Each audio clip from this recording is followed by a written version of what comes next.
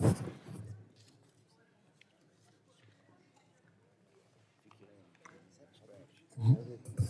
morning. In order to provide our technical and digital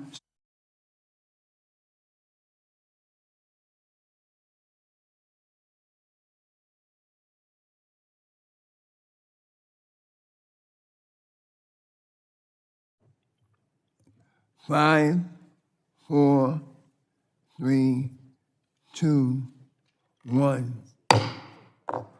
The subcommittee on energy will now come to order. Today, the subcommittee is holding a hearing entitled the Fiscal Year 2023 DOE Budget. Due to the COVID-19 public health emergency, members can participate in today's hearing either in person or remotely via online video conferencing. In accordance with the updated guidance issued by the attending physician, members, staff, and members of the press present in the hearing room are not required to wear a mask. For members participating remotely, your microphones will be set on mute for the purpose of eliminating inadvertent background noise. Members participating remotely will need to unmute your microphone each time you wish to speak. Please note that once you unmute your microphone, anything that is said in WebEx will be heard over the loudspeaker in the committee room and subject to being heard by the live stream and C-SPAN and your members of your congressional district. In order to ensure that we have as much time as possible for questions and that each member of this subcommittee has an opportunity to ask questions, I will be strictly enforcing 5-minute limits for questions as the secretary has a hard stop at 1 p.m. The secretary has a hard stop at 1 p.m. Given that members are participating from different locations at today's hearing, all recognition of members, such as for questions, will be in order of the subcommittee seniority system. Documents for the record can be sent to Lino Pina Martinez at the email address that we provided to staff. All documents will be entered into the record at the conclusion of the hearing. Before we continue,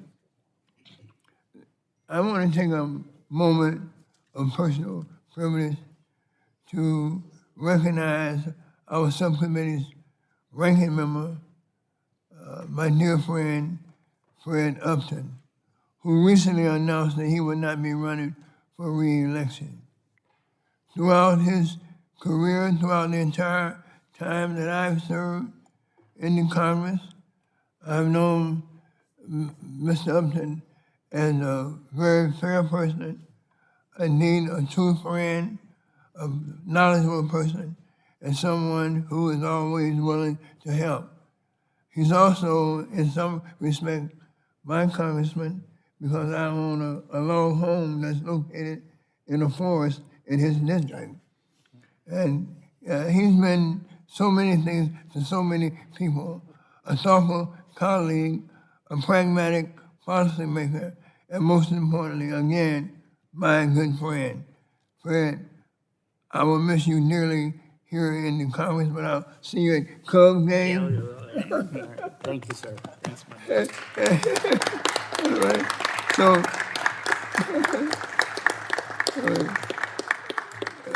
that said, we'll now move on to opening statements. The chair recognizes himself for 5 minutes. Today's subcommittee hearing is on the Department of Energy's fiscal year 2023 budget request. It is my honor, my privilege, and my pleasure to welcome the 16th Secretary of Energy, the great Jennifer Granholm, to testify here before today's hearing at our subcommittee. Madam Secretary, it's so good to see you again. The DOE's budget request comes at a very critical time in the history of our nation. The recent Russian invasion of Ukraine and its subsequent impact on energy markets around the world has shown the danger of relying on our old, outdated energy systems in the 21st century. If we truly wish to become energy independent, we must dedicate ourselves to producing an abundance of clean energy that's made right here at our home. Madam Secretary, I am certainly pleased that the DOE's budget recognizes that fact and reflects that fact in its request. This budget contains a 7.4% increase to the department's funding, strengthening the department's core energy research goals, while at the same time continue to build upon last year's bipartisan infrastructure law's commitment to deploying clean energy. These investments in vital energy programs will ensure that the American people will have access to clean, reliable, and affordable energy. The department's budget also includes a heartwarming commitment towards equity, and I am delighted to see that the department's budget also includes multiple commitments to the President's Justice 40 initiative and energy and environmental justice. I believe this budget sets out a bold yet realistic vision for how the Department of Energy can help unlock a 21st century clean energy economy that will benefit all Americans. Partnered with the still vital investment that the House passed last fall, it will set up the administration to meet its climate commitments. Secretary Granholm, I am eager to hear your testimony today, and I want to thank you for your ongoing partnership and your work with this subcommittee. I look forward to continuing to work closely with you on these important goals and these important commitments. With that said, again, it's my honor to recognize my good friend, the distinguished ranking member from the great state of Michigan. I guess it is Michiganders Day in the subcommittee. Fred Upton for 5 minutes for an opening statement. Well, thank you, Mr. Chairman, and thanks for your very kind words. I would only say that we have had a wonderful relationship, you and me, going back from the time I was elected. But I would call you brother. You're a good man. Thanks. And I did bring this. Some of you may note that I have Coach Harbaugh coming in a little bit later this morning, so I brought my license plate in for him to take a look at and do pictures for anybody that wants one. Sorry about you, Penn Staters. Thank you, Mr. Chairman, and I want to thank Secretary Granholm, too, for appearing before the subcommittee to provide testimony. Our relationship as a former governor of Michigan goes back a long time in a very positive way. So I would only add, just to compliment Bobby's word, Chairman Rush, that I hope we can keep you here till maybe a little bit after 1. We've got votes at 1:15 or so, so I'm hoping we can keep you until those votes start. But, Mr. Chairman, I know that we're all deeply troubled by Russia's unprovoked attack on Ukraine. It's so terrible to witness Russia's committing genocide in Ukraine while Europe is being held hostage by the dependence on Russian oil and gas. And sadly, we've watched America's energy production fall while gasoline prices have reached record highs. Inflation is surging out of control. Folks are suffering, having to choose between putting food on the table or maybe put gas in the car. And yes, Republicans have been sounding the alarm. We urge the president to impose crippling sanctions on Russia's energy industry and stop the Nord Stream 2 pipeline. These steps are essential to cut Europe's dependence on Russian energy. We've also put forth legislation that would restore America's energy dominance and global leadership. America is the world's leading producer of oil and gas. That's no accident, and we should like it. We can produce significantly more energy than we do today and unleash the vast resources under our feet. We can also help our allies in Europe and Ukraine by sending shipments of American oil and LNG to replace Russian supplies. Certainly, the Department of Energy has a very important role to play. As the Secretary of Energy, your primary responsibility is strengthening and protecting the nation's energy security, and in order to maximize America's energy abundance, we've got to modernize our energy infrastructure, restart energy leases on federal lands, build more pipelines and LNG export facilities, and strengthen our supply chains so that they are more resilient to shocks. DOE must lead by example. They should consider issuing waivers to streamline the permitting process for LNG export facilities and send the signal that our country will be a stable and reliable supplier of natural gas for many decades to come. Our European allies need more certainty to push back on Russia and build new import facilities and pipeline interconnections. Meanwhile, FERC, an independent agency within DOE, is needlessly postponing decisions on dozens of projects by adding months to the already rigorous environmental review process. Making matters worse, FERC has also injected tremendous uncertainty in the process by throwing out decades of bipartisan precedent and attempting to change natural gas policy in ways that contradict the Natural Gas Act. So I intend to use today's hearing to learn more about the steps DOE plans to take to encourage more American energy production and lower prices for consumers. While the administration's talking points appear to recognize the need to increase American oil and gas production and lessen our dependence on China for critical materials, I'm concerned by the complete lack of follow-through. The White House announced a goal to increase LNG exports to Europe, but they provided no details on the regulatory reforms needed to make it a reality. The White House announced a plan to utilize the Defense Production Act for critical materials, while EPA continues to make it virtually impossible to construct and permit any new mines in the U.S. So we need new solutions. America has the competitive advantage. We have the world's richest supply of natural resources. We have enduring spirit of innovation, and we have the most rigorous environmental and labor standards. On a positive note, many of us were pleased with the announcement that our ambassador to Greece, Jeffrey Pyatt, who is departing this week, is going to go to become the new Assistant Secretary of State for Energy Resources. He's a career ambassador. Under Obama to Ukraine, under Trump and Biden to Greece, he well understands the critical need to ensure that our European allies have the proper energy resources to wean themselves off Russian imports.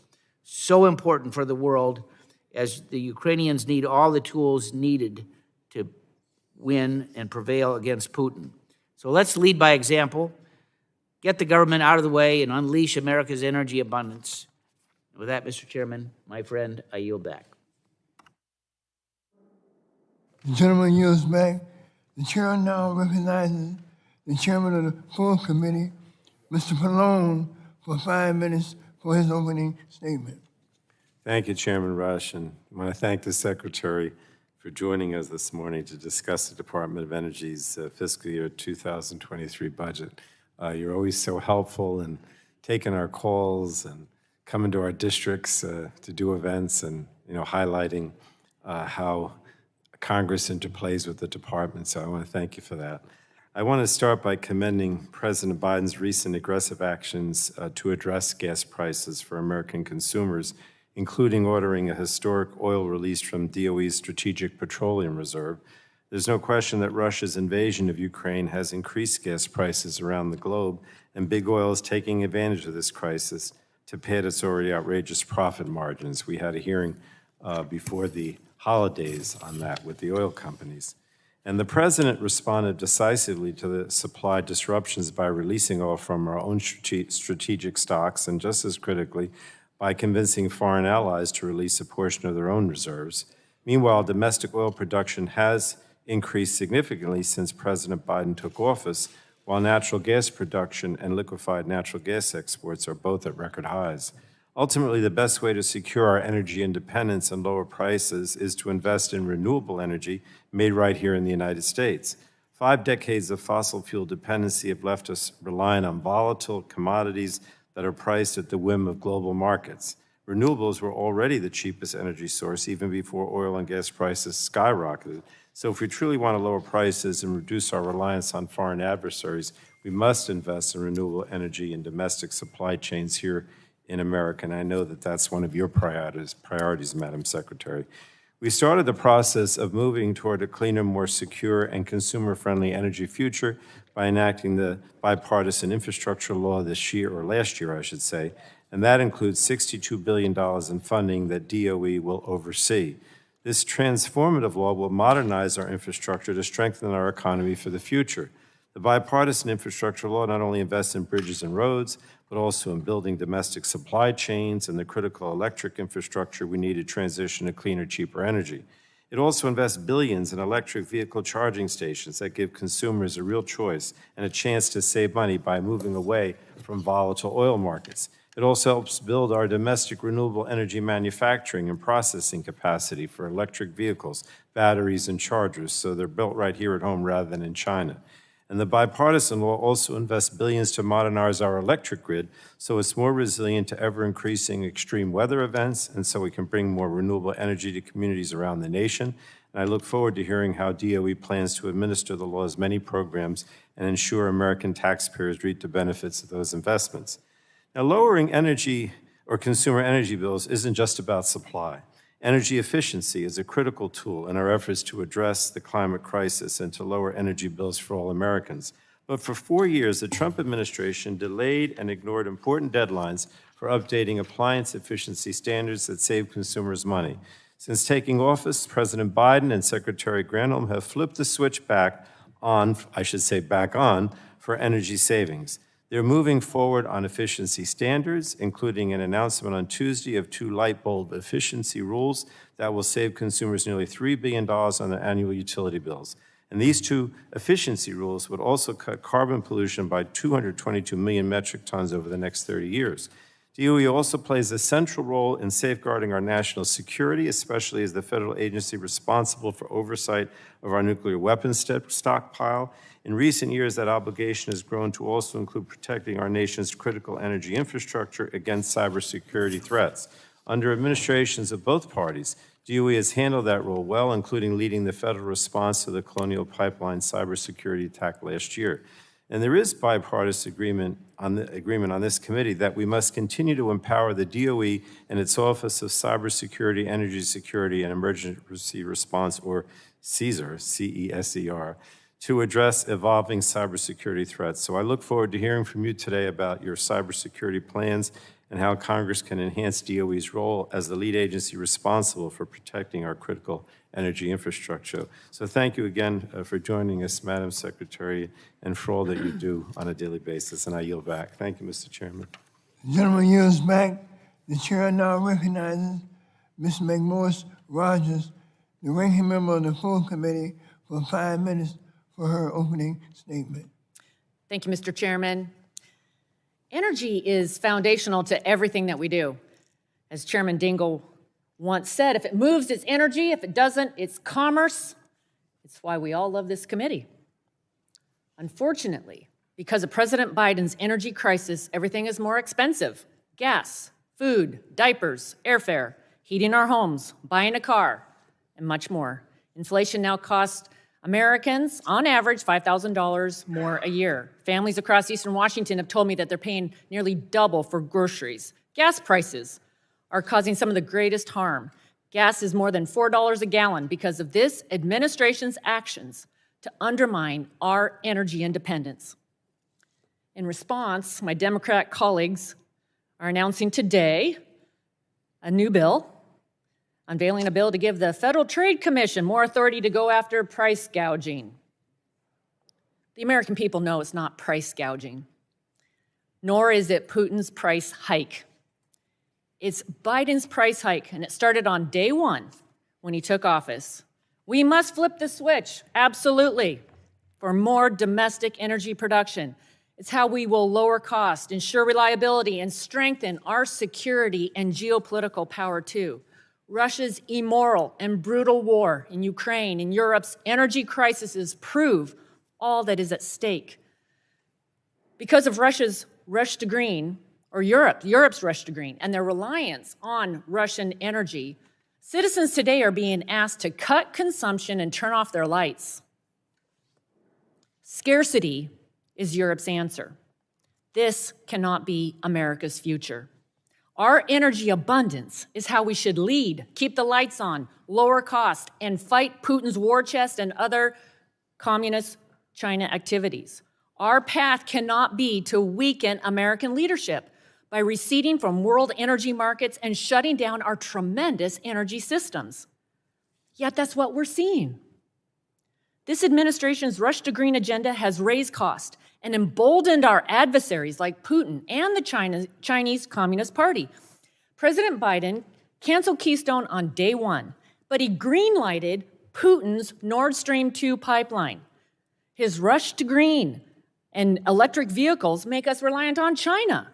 He imposed a moratorium on energy development on federal lands, slow-walk permits for much-needed energy infrastructure projects. U.S. oil production has fallen by more than 1.5 million barrels per day since peaking at 13 million barrels per day in 2020. Yesterday, Secretary Granholm said, quote, "Perhaps renewable energy is the greatest peace plan this world will ever know." I cannot overstate how dangerous I believe this statement is for our energy security, our national security, our future as Americans. Has this administration failed to learn anything from Europe? We need a course reversal. President Biden must reverse his war on American energy. I urge my colleagues to join on an agenda to secure a cleaner American future. We can say yes to flipping the switch on domestic production of cleaner oil and natural gas. We can say yes to American Energy Independence from Russia Act. We can say yes to advanced nuclear and new nuclear fuels by fostering new domestic markets and lifting regulations. We can say yes to innovation that will lead to abundant, affordable, and clean energy. DOE was formed to advance the nuclear security missions of the Cold War and later organized to confront the energy security needs created by the 1970s energy crisis. These missions still matter, more than ever, but this administration has strayed from them in pursuit of appeasing, radical, and ideological agendas. DOE continues to maintain the nation's nuclear deterrent. It serves central roles in international national nuclear security, empowers the nuclear navy. A well-managed DOE enterprise produces amazing benefits.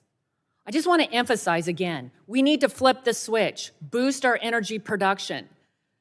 Last year in the budget hearing, we warned about the consequences of this administration's war on American energy. Today, we are living the reality of these consequences. Rising gas prices, an emboldened Russia, a reliance on Chinese supply chains, and a weakened security. The Biden administration must abandon this dangerous and radical agenda.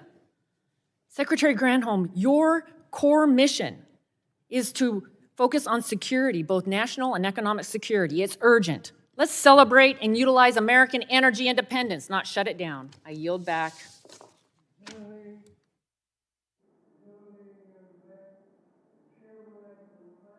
Members that pursuant to committee rules, all members' opening statements shall be made part of the record.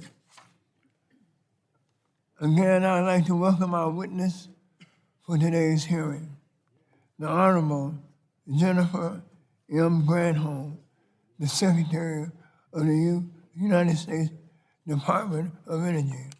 Madam Secretary, again, thank you for joining us today. We look forward to your testimony. At this time, the chair will recognize the witness for 5 minutes to provide opening statements. But before we begin, I would like to explain once again, Madam Secretary, the lighting system that's in front of you. It's a series of lights. The light will initially be green. The light will turn yellow when you have 1 minute remaining. Please begin to wrap up your testimony at that point. The light will turn red when your time expires. Madam Secretary, you are now recognized for 5 minutes. Thank you, Mr. Chairman, and to Ranking Member Upton and Chairman Pallone and Ranking Member McMorris Rodgers, and to members of the committee. It is really an honor to appear before you in person today to discuss the President's 2023 budget request for the Department of Energy. I'm very grateful for the support that you've given to our department, including through the 2022 omnibus legislation. I applaud your work to ensure secure and reliable and clean and affordable energy for all Americans. It is an effort that I am proud to play a part of as the 16th Secretary of Energy. Under the Biden administration, the Department of Energy is committed to increasing energy security, energy affordability, and energy resilience. We're committed to securing the clean energy supply chains needed to reduce our reliance on unabated fossil fuels and increase our energy independence. And we're committed to enhancing America's competitiveness by accelerating scientific discovery and innovation. These commitments are reflected in our budget, and a look around the world shows that this is the right focus with the right priorities for this moment in history. Right now, we do face a trio of crises. We face climate change, we face COVID-19's effect on supply chains, and most urgently, we face Russia's invasion of Ukraine.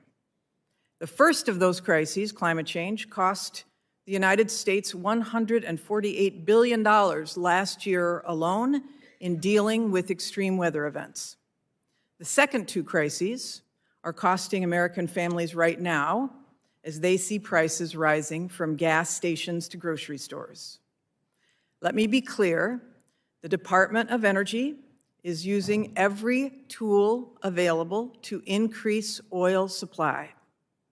And that's why last month, President Biden authorized the release of 1 million barrels per day from our strategic petroleum reserve over the next 6 months, 180 barrels in total, coordinating with international allies and partners who committed to release another 60 million barrels. I appreciate Congress's support of President Biden's ban on Russian energy imports. We're also working to offer relief to American families, including through $3.5 billion for the Weatherization Assistance Program provided in the bipartisan infrastructure law. But ultimately, these crises tell us that global energy security and energy independence and energy affordability all depend on a shift toward American-made clean energy. Fortunately, Congress, through the Energy Act of 2020 and the bipartisan infrastructure law, has invested in our ability to build some of these clean energy technologies here at home with American parts and labor. I'm grateful to the members of the committee for the faith they've placed in our department to oversee many of these investments and the new offices and the ambitious clean energy goals that come with them. We are hard at work implementing this legislation. Most recently, for example, the Department of Energy began accepting applications for the $6 billion civilian nuclear credit program to keep existing nuclear energy online and to maintain this reliable, secure source of clean baseload power.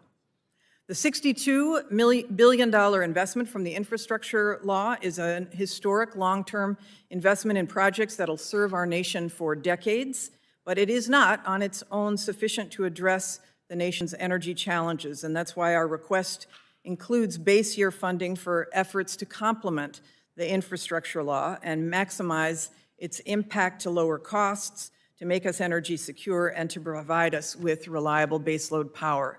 The request obviously also supports the department's innovative capacity with our Office of Energy Efficiency and Renewable Energy, our Office of Science, our 17 national labs to maintain America's competitive edge, and it includes funding across a range of DOE missions that have kept our country safe, from environmental management to nuclear security.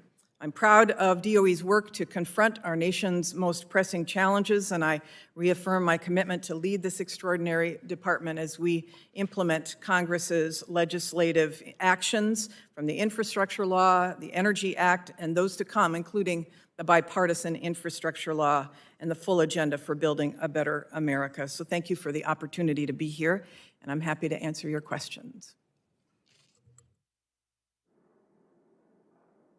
Well, thank you, Madam Secretary. We have now concluded the opening statements, and we will now move to member questions. Each member will have 5 minutes to ask questions of the Secretary, and I will start by recognizing myself for 5 minutes.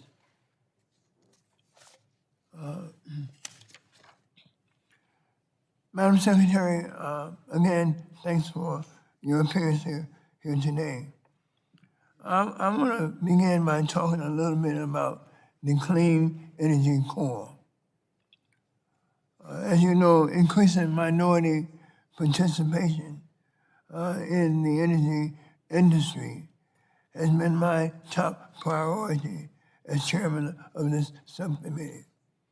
I believe that if it is done right, the Clean Energy Corps could represent a once-in-a-lifetime chance to supercharge the participation of those who have been traditionally excluded from the energy sector.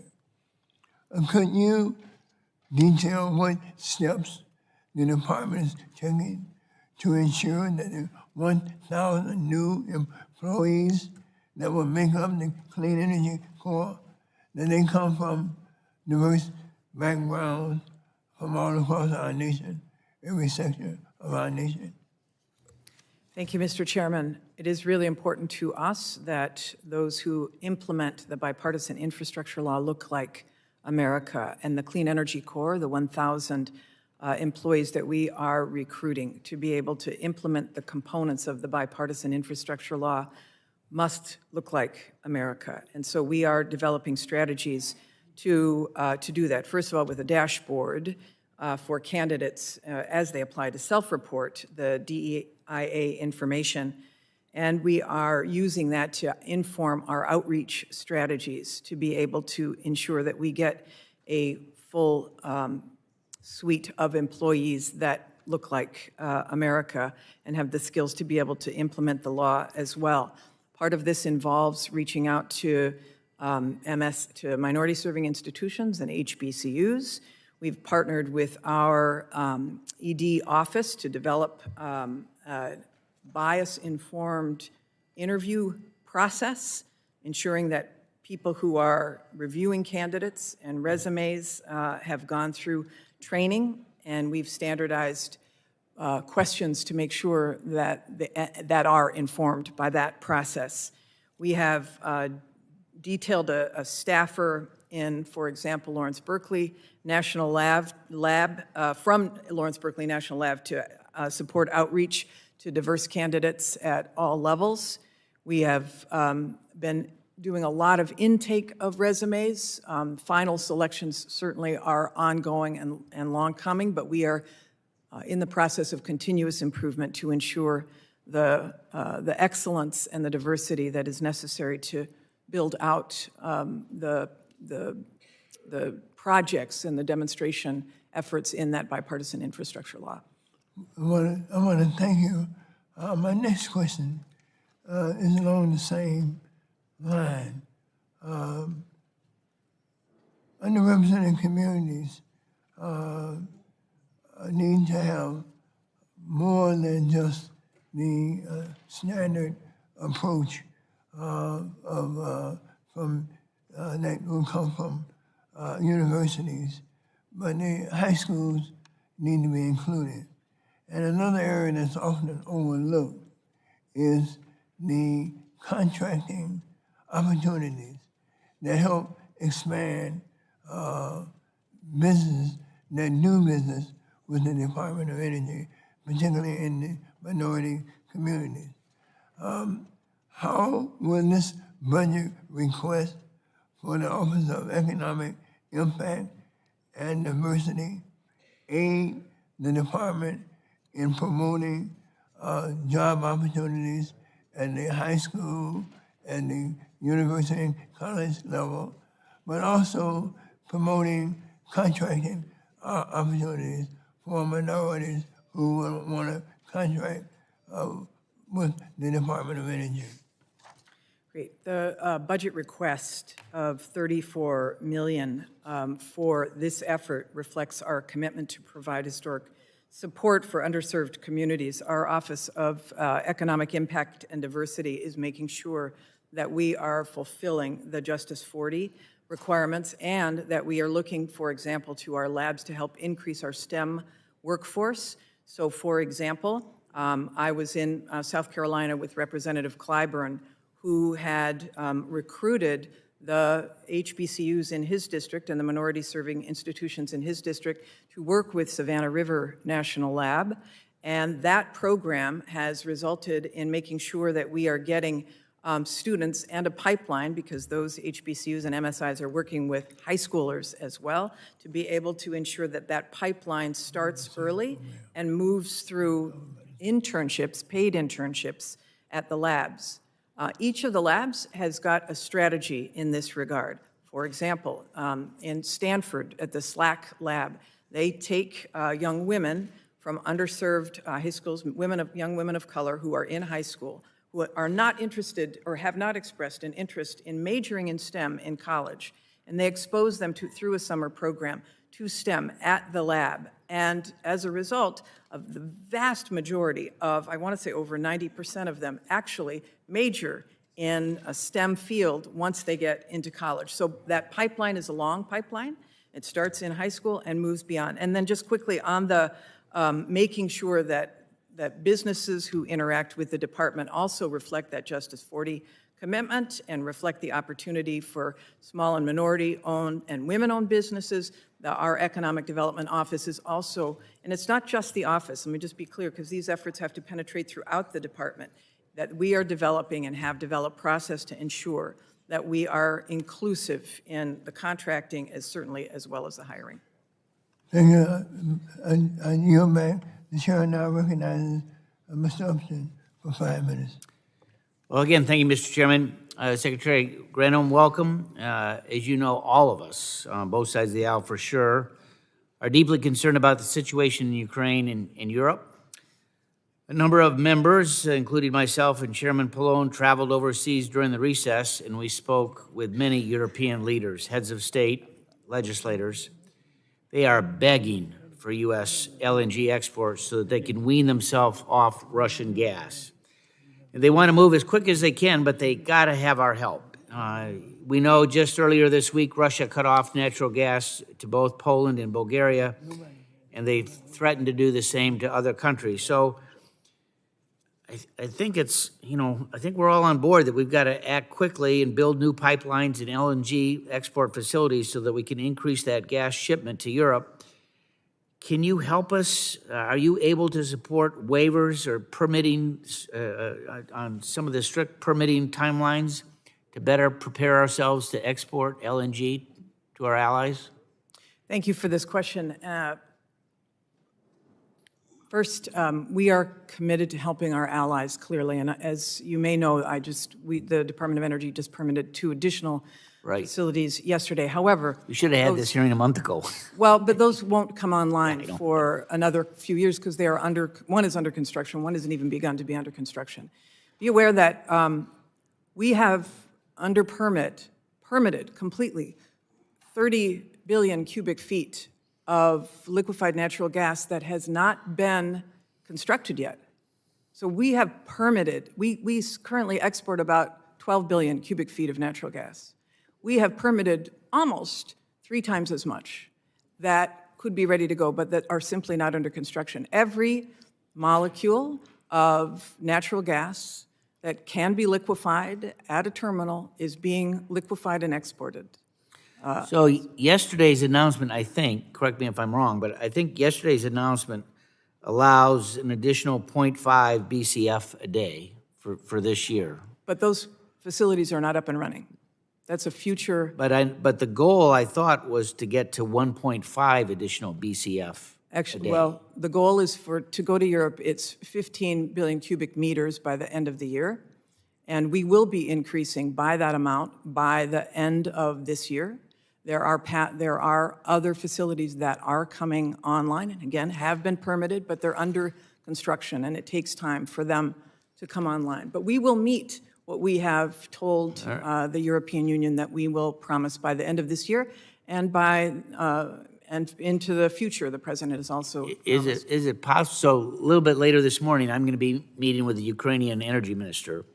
So can we ask that maybe in the next couple of weeks, we might be able to get a written plan in terms of how we're going to be able to get that before the end of the year, or at least what the planning timeline is going to look like? Yeah, it is already happening. I mean, for example, there is one of the previously permitted facilities that just came online or is coming online, has made its first shipments. This is, again, a new facility as of this year. Every other facility is exporting to the max. We've permitted 4 of 6 that are pending for us, in addition to the 30 billion that are already permitted. But the remaining 2 facilities are in Mexico and have not even begun construction yet. So everything that we could have permitted that could be exported within our boundaries has been permitted. Okay, well, that's good, because I met with both Polish as well as Greek authorities, and I know that they're planning to make up for what's been cut off from Russia. The Greeks, as an example, I can't remember if it's kilometers or miles, but they only need to do about a 100-mile segment that'll connect from Greece to the north that can offset what's coming from Russia, what's been cut off, and they think that they can finish that before the year is out, right, that pipeline. So that's why, again, I think I speak for everyone that was on our trip. We were so excited, so impressed with what the new Assistant Secretary of State is going to do on energy, and we look forward to having further communication. Let me just ask you one quick question about Michigan before my time expires. Line 5. Where is the administration on Line 5 in allowing this line that needs to be replaced versus cut off? As you know, that is in the courts right now. But they're waiting to hear from you all. It's in the courts, and it's the Department of State, and it is Canadian government that have to negotiate that. It's not in my jurisdiction. Gentleman's time is up. The gentleman yields back. The chair now recognizes the chairman of the full committee, Mr. Pallone, for 5 minutes. Thank you, Mr. Chairman. As you know, countries around the world are transitioning to clean energy, and we have a lot to lose if we don't move quickly to invest in sources that are both cleaner and cheaper than the fossil fuels we've used in the past. So, Madam Secretary, what steps is the administration taking to ensure that we are leaders in the clean energy supply chain, and what are the economic and national security consequences of failing to be competitive in this necessary industry? I'll ask you to be short because I have 2 more questions to ask you. Well, let me just say, as you can imagine, because the president has been talking about this nonstop, the supply chain issue is of critical importance to this administration, and DOE plays a role certainly on the energy supply chain. We have issued, we meaning the DOE as well as several other agencies, have issued 13 supply chain reports about the links, the missing links in the supply chains that we need to fill. Critical minerals is one of them, for example, for batteries, for electric vehicles, and for stationary storage. We need to work on each one of those pieces, and the president has a whole-of-government approach to make sure that happens, including the funding that was provided for the DOE in the infrastructure law. Well, thank you. Yeah, obviously, I want us to lead the clean energy transition to the benefit of our workers, our consumers, our economy. And I'm hopeful that my Republican colleagues across the aisle will begin to recognize that we must invest significantly in clean energy and domestic supply chains now, or we risk handing these opportunities over to China and other adversaries. And of course, DOE, as I mentioned in my opening, these energy efficiency standards, like those for light bulbs you announced Tuesday, are a huge win-win that will save consumers money and help us tackle the climate crisis. So I wanted to ask you to elaborate on the actions DOE is taking to address the backlog in updating money-saving appliance efficiency standards, much of that backlog caused by the Trump administration. Yeah, we, the Department of Energy inherited about 57 delayed standards when we came in. Our goal this year is to get totally caught up from that and issue about 100 orders to make sure that we can keep appliances efficient for American citizens so that they don't have to pay the money that they would have to pay if they were using inefficient technology. And so we're very proud of the actions that we are taking. We're going to be very aggressive about trying to reduce costs for people. The LED light standards, the standards for the light bulbs issued earlier this week are an example of that. As you mentioned, saving taxpayers about $3 billion a year just for changing out to LED light bulbs, which last between 10 and umpteen times longer than incandescent bulbs. So we're going to continue to move down that to save people money. Well, I appreciate that, and I look forward to action on these standards, especially the one that's long overdue is gas furnaces. But I don't want you to talk about that now, but I do want to mention it. I want to get to cyber security. In March, Congress passed the Cyber Incident Reporting for Critical Infrastructure Act, which establishes mandatory cyber intrusion reporting requirements for critical infrastructure companies. DOE is the sector-specific agency responsible for energy cybersecurity, but the Department of Homeland Security is responsible for implementing the new law. And the concern, or one of the concerns I have, is that the new law gives Homeland Security up to 24 hours to share with DOE information it receives on cyber threats. That seemed like far too much time to me.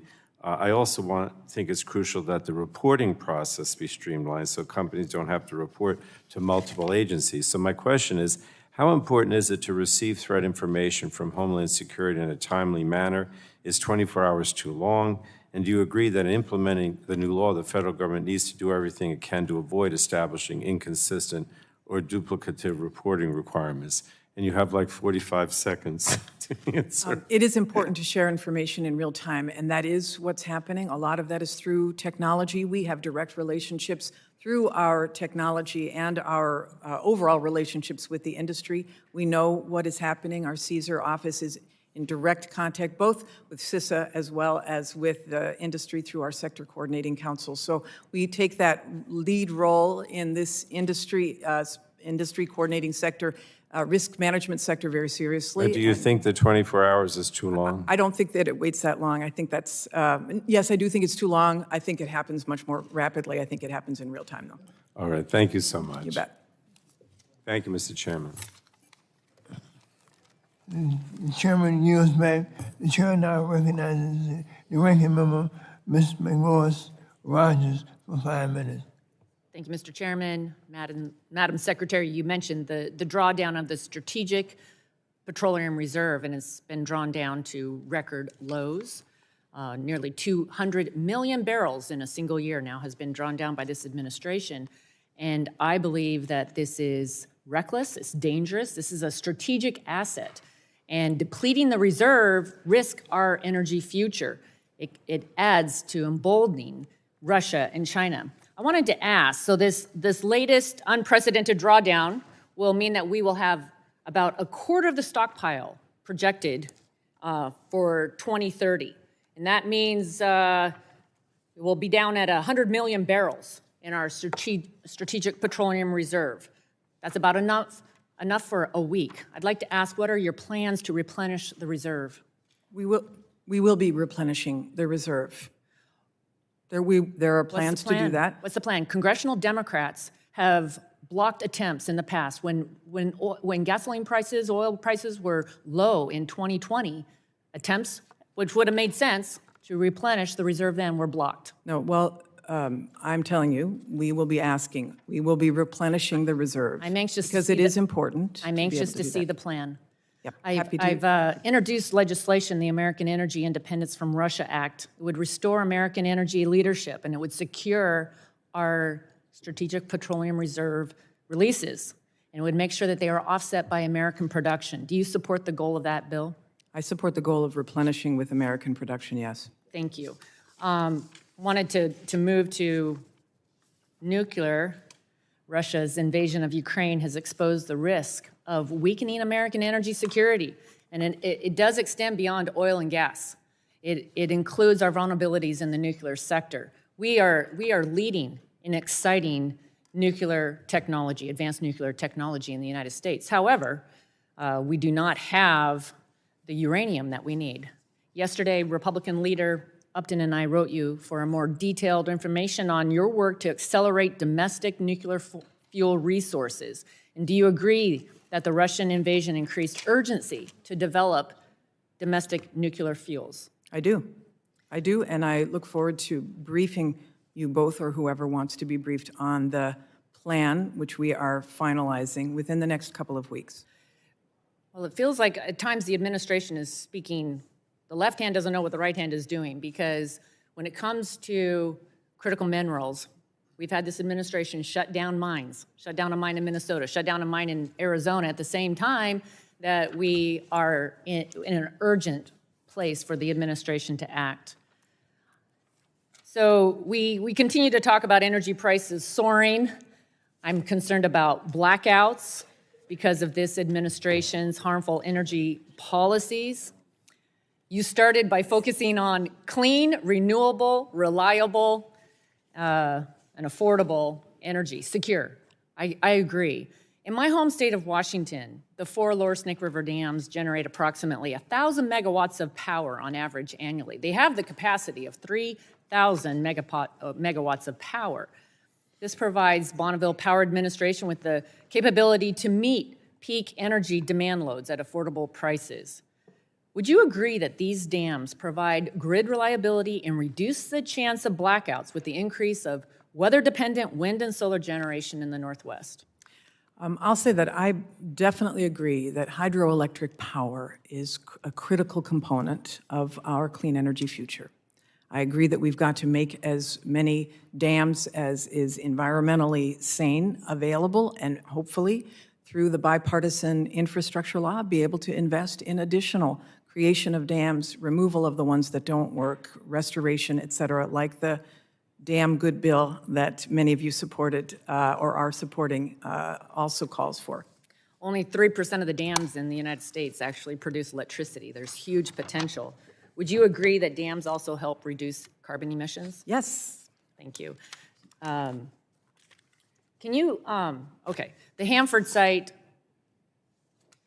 is adjacent to my district. I just wanted to ask, well, maybe I'll ask the questions on Hanford in writing. I wanted to ask if you would commit to a written plan on the Strategic Petroleum Reserve and your plans Yes. to replenish.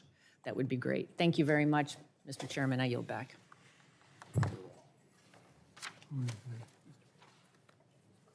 The gentlelady yields back.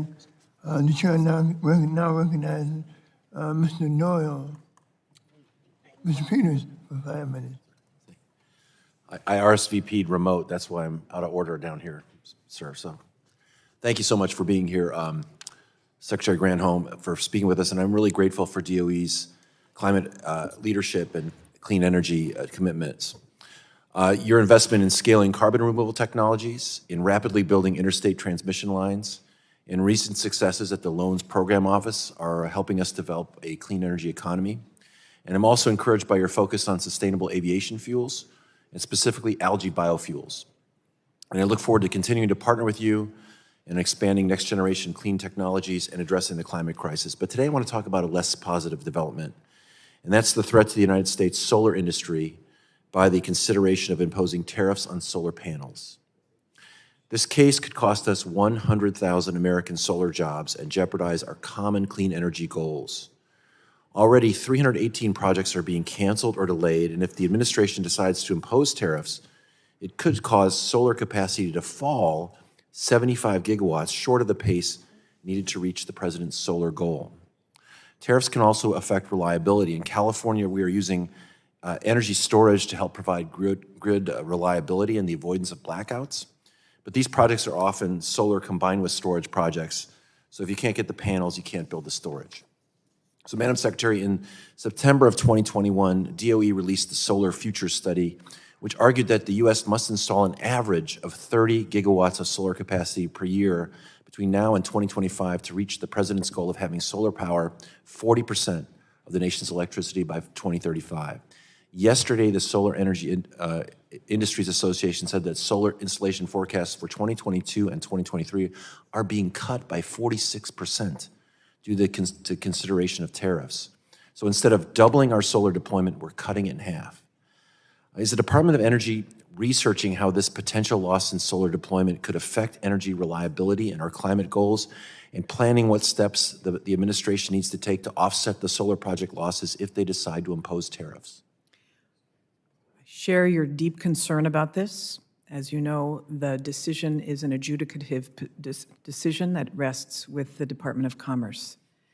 The administration, I know the Climate Office also shares the deep concern about the potential inability to complete and deliver on the president's goals of getting to 100% clean electricity by 2035. So yes, it's safe to say that there is an awful lot of effort around how to address this, given that it is an adjudicative proceeding. Well, I feel like you're in a very difficult position. I understand the situation. I would also just note that as we sit here in the room that makes the laws, and we've got paperwork that's in the way of policy now. And so, I really think we have to look at how we shoot ourselves in the foot by allowing this kind of stuff to happen. This is the tail wagging the dog. And I'm fully supporting, by the way, of expanding domestic manufacturing of solar panels and components. And it's encouraging to see the solar industry's target of manufacturing 50 gigawatts of domestic production annually by 2030. But even if we were to pass the necessary incentives to expand solar manufacturing in the U.S. and offset imports from other nations, it's going to take us 5 to 10 years to scale up. So investing in domestic manufacturing in the long run cannot be an excuse to stop solar deployment in the short term. So, Madam Secretary, can you tell us more about DOE's efforts to expand domestic manufacturing of solar components and whether there's any way to get around this long lead time for scaling up? Well, we clearly have to accelerate. There's no doubt about it. One of the components of the budget is a solar manufacturing accelerator that we are asking you to approve, and this would help to achieve what the manufacturing processes are that can be accelerated in the solar realm, in addition to the additional research that's necessary on advanced components. So whether it's the use of technology, the use of integrated systems, the bottom line is we have to accelerate. Clearly, the congressional action on getting the Solar Energy Manufacturing Act passed would be a tremendous assist, because we want the private sector engaged on this, and we want to build out that full supply chain.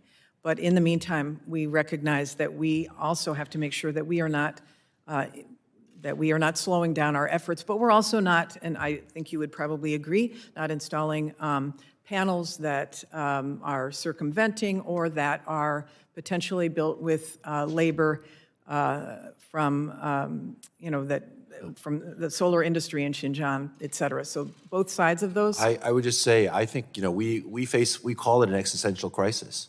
We need to act like it's an existential crisis. Yeah. And I think the notion that we have these laws, I imagine maybe Secretary Raimondo is equally concerned. The imagine we've set up these laws that shoot us in the foot this way and put our planet at risk is of great concern to me, and I just wanted to let the administration know that. Thank you, Mr. Chairman. My time is expired. Thank you. I'm going to use back.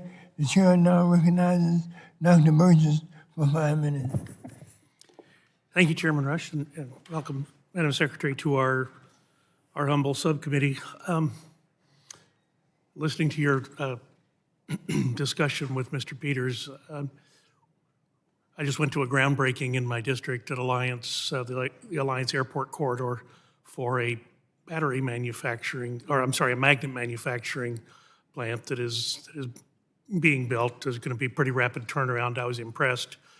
They talk about being in production in a little over a year's time, which is truly phenomenal, given that they were just moving the first dirt. But it's that type of commitment that is necessary. And just as wasn't really the purpose of me being there, but the concept of available real estate, a state that is has a favorable tax profile, and the corporation around Alliance, Texas, that is willing to, in fact, Ross Perot Jr. has challenged companies that want to move there, saying, I challenge you to outgrow us because we'll keep up with you. And it's that kind of can-do spirit that really is absolutely what's going to be required.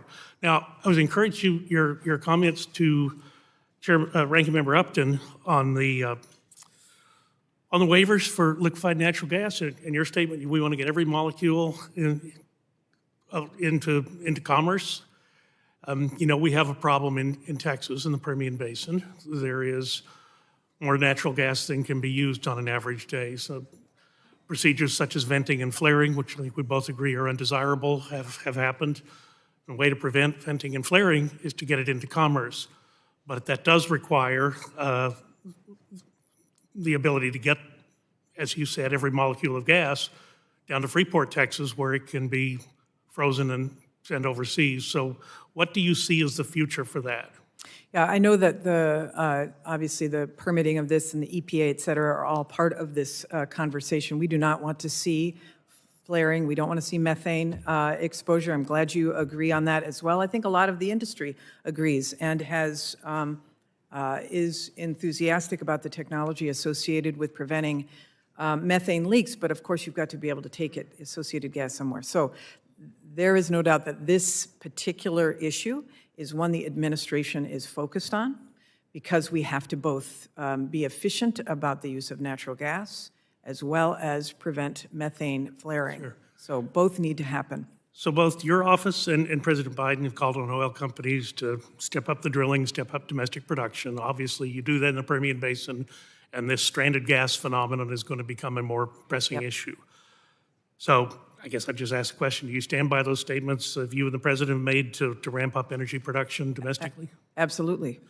So will you commit to enforcing policies that will make it easier for these companies to do as you and the President have requested? We want to make sure that we have no methane leaks and that we increase our oil and gas production at this moment. At the same time, as I will say, and I think the oil and gas companies agree with this, it is important to transition to clean energy as well. And many of them becoming more diversified energy companies see this as an opportunity for themselves as well. So both, I think, need to happen. Sure, but I think we've all seen the danger of too rapid a transition, the sudden spike in energy prices coupled with the inflationary pressures that were out there. It really damaged American families in a very significant way. And we should be mindful of that as well, because it does affect people. Well, I will say the inflationary issues right now are not as a result of clean energy. They are as a result of the supply chain crunch coming out of COVID, the fact that Yeah, almost... well, right, well, let's not get, Okay. that's too long a discussion. The inflationary pressures are because of the American Rescue Plan, but we'll deal with that another day. So let me just ask you a question about the Federal Regulatory Electric Commission. And I think I asked you a question last time when we were all on a Zoom call with this. I led a bipartisan letter to FERC requesting a decision that would provide a stable, thoughtful, long-lasting basis to build out our nation's essential energy infrastructure. So can I ask you to commit to working with FERC to ensure that the regulatory certainty for the oil and gas industry is available during this crisis? Yes, and I think I think the chairman and FERC itself have been listening and have pulled back a bit to be able to take into account the concerns of those who want to see certainty for the oil and gas industry, and will be, from what I've seen, again, they're an independent agency, but I believe that they are very concerned about making sure that they are responsive to this moment as well. I have a lot of other questions, but in the interest of time, I'm going to submit them as questions for the record, and I thank the chairman for his indulgence. The gentleman yields back. The chair now recognizes the retired member from Pennsylvania, my good friend, Mr. Doyle. Well, thank you, Mr. Chairman and Ranking Member Upton, for holding this hearing, and thank you, Secretary Granholm, for joining us. I've been very pleased with the direction that you're taking the Department of Energy, and I look forward to getting you up to Pittsburgh so that you can see all the innovative work that's going on in that region. Let me ask you a question. If we're to lead the world in EV manufacturing and in deploying renewable energy resources, we're going to need a robust domestic battery supply chain. So that's why I was proud to author and work with a number of colleagues on this committee to include battery manufacturing grants in the infrastructure bill. I'm glad that the department is moving quickly to deploy this funding, but my office is hearing some concern from industry that the department is focusing too heavily on lithium batteries and not leaving much room for alternative technologies like zinc batteries being built in my district by EOS Energy. I want to ask you, do you agree that DOE should be supporting all types of battery deployment? And how do you intend to ensure a level playing field for non-lithium batteries as you deploy the infrastructure funding? We are very bullish on technology all around, and we want to make sure that we're not prioritizing one technology over another. We know that lithium obviously has been the one of choice from a majority of automakers, at least in the electric vehicle supply chain. However, we are interested in technology related to energy storage overall. You'll see we have done requests for information on the bipartisan infrastructure law battery components, $7 billion in 2 chunks. We will be issuing a funding opportunity announcement very shortly on that as a follow-up. We've taken in the input from industry, and we will be issuing a funding opportunity announcement. And you'll see that we are very eager to get technologies that allow for us to move forward on electric vehicles and the best technologies. Yeah, I would just add the zinc battery technology is much better for long duration storage, being used by a lot of utilities. Yes. And we know that's important too if we're going to get more renewables on the grid. So I hope that we have a level playing field there. I'm also pleased to see the efforts you're taking to make and roll out these hydrogen hubs. Is DOE taking a regional approach so that places like southwestern Pennsylvania and West Virginia could combine their strengths, or are you taking a more targeted approach? In southwestern Pennsylvania, we have lots of production capability, storage capacity, and industrial end users. So what do you see as the most important building blocks for getting a hub set up? We are not biasing any particular strategy. We want the best proposals to come in. We will be issuing those funding opportunity announcements later. It is every region of the country has raised their hand and said we want to be a part. Some inside of a community, some inside of a state, some inside of a region. And we are not what we are saying is we want a solid proposal that is holistic, that takes into account the regional considerations, particularly communities that have been left behind, that it has a workforce development strategy related to hydrogen. Some of the hydrogen hubs will be associated with natural gas, and we would like to see zero carbon emitting projects, so that might be coupled with carbon capture and sequestration. And methane, of course, abatement on the front end. Some of it will be with nuclear. Some of it will be with clean, renewable energy. So we are not biasing. We want to see a variety of proposals, and we want the best proposals. Thank you. Decarbonizing heavy industry and transportation is a difficult challenge. How important is it for Congress to support direct efforts to help the Department of Energy and private industry find new innovative technologies and deploy them? It's extremely important.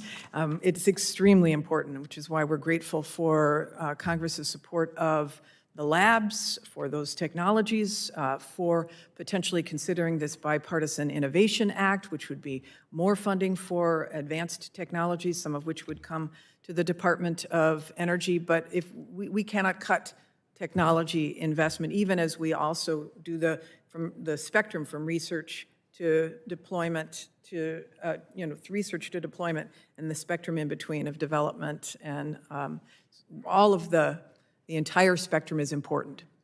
Well, thank you very much, Mr. Chairman. I yield you back 3 seconds.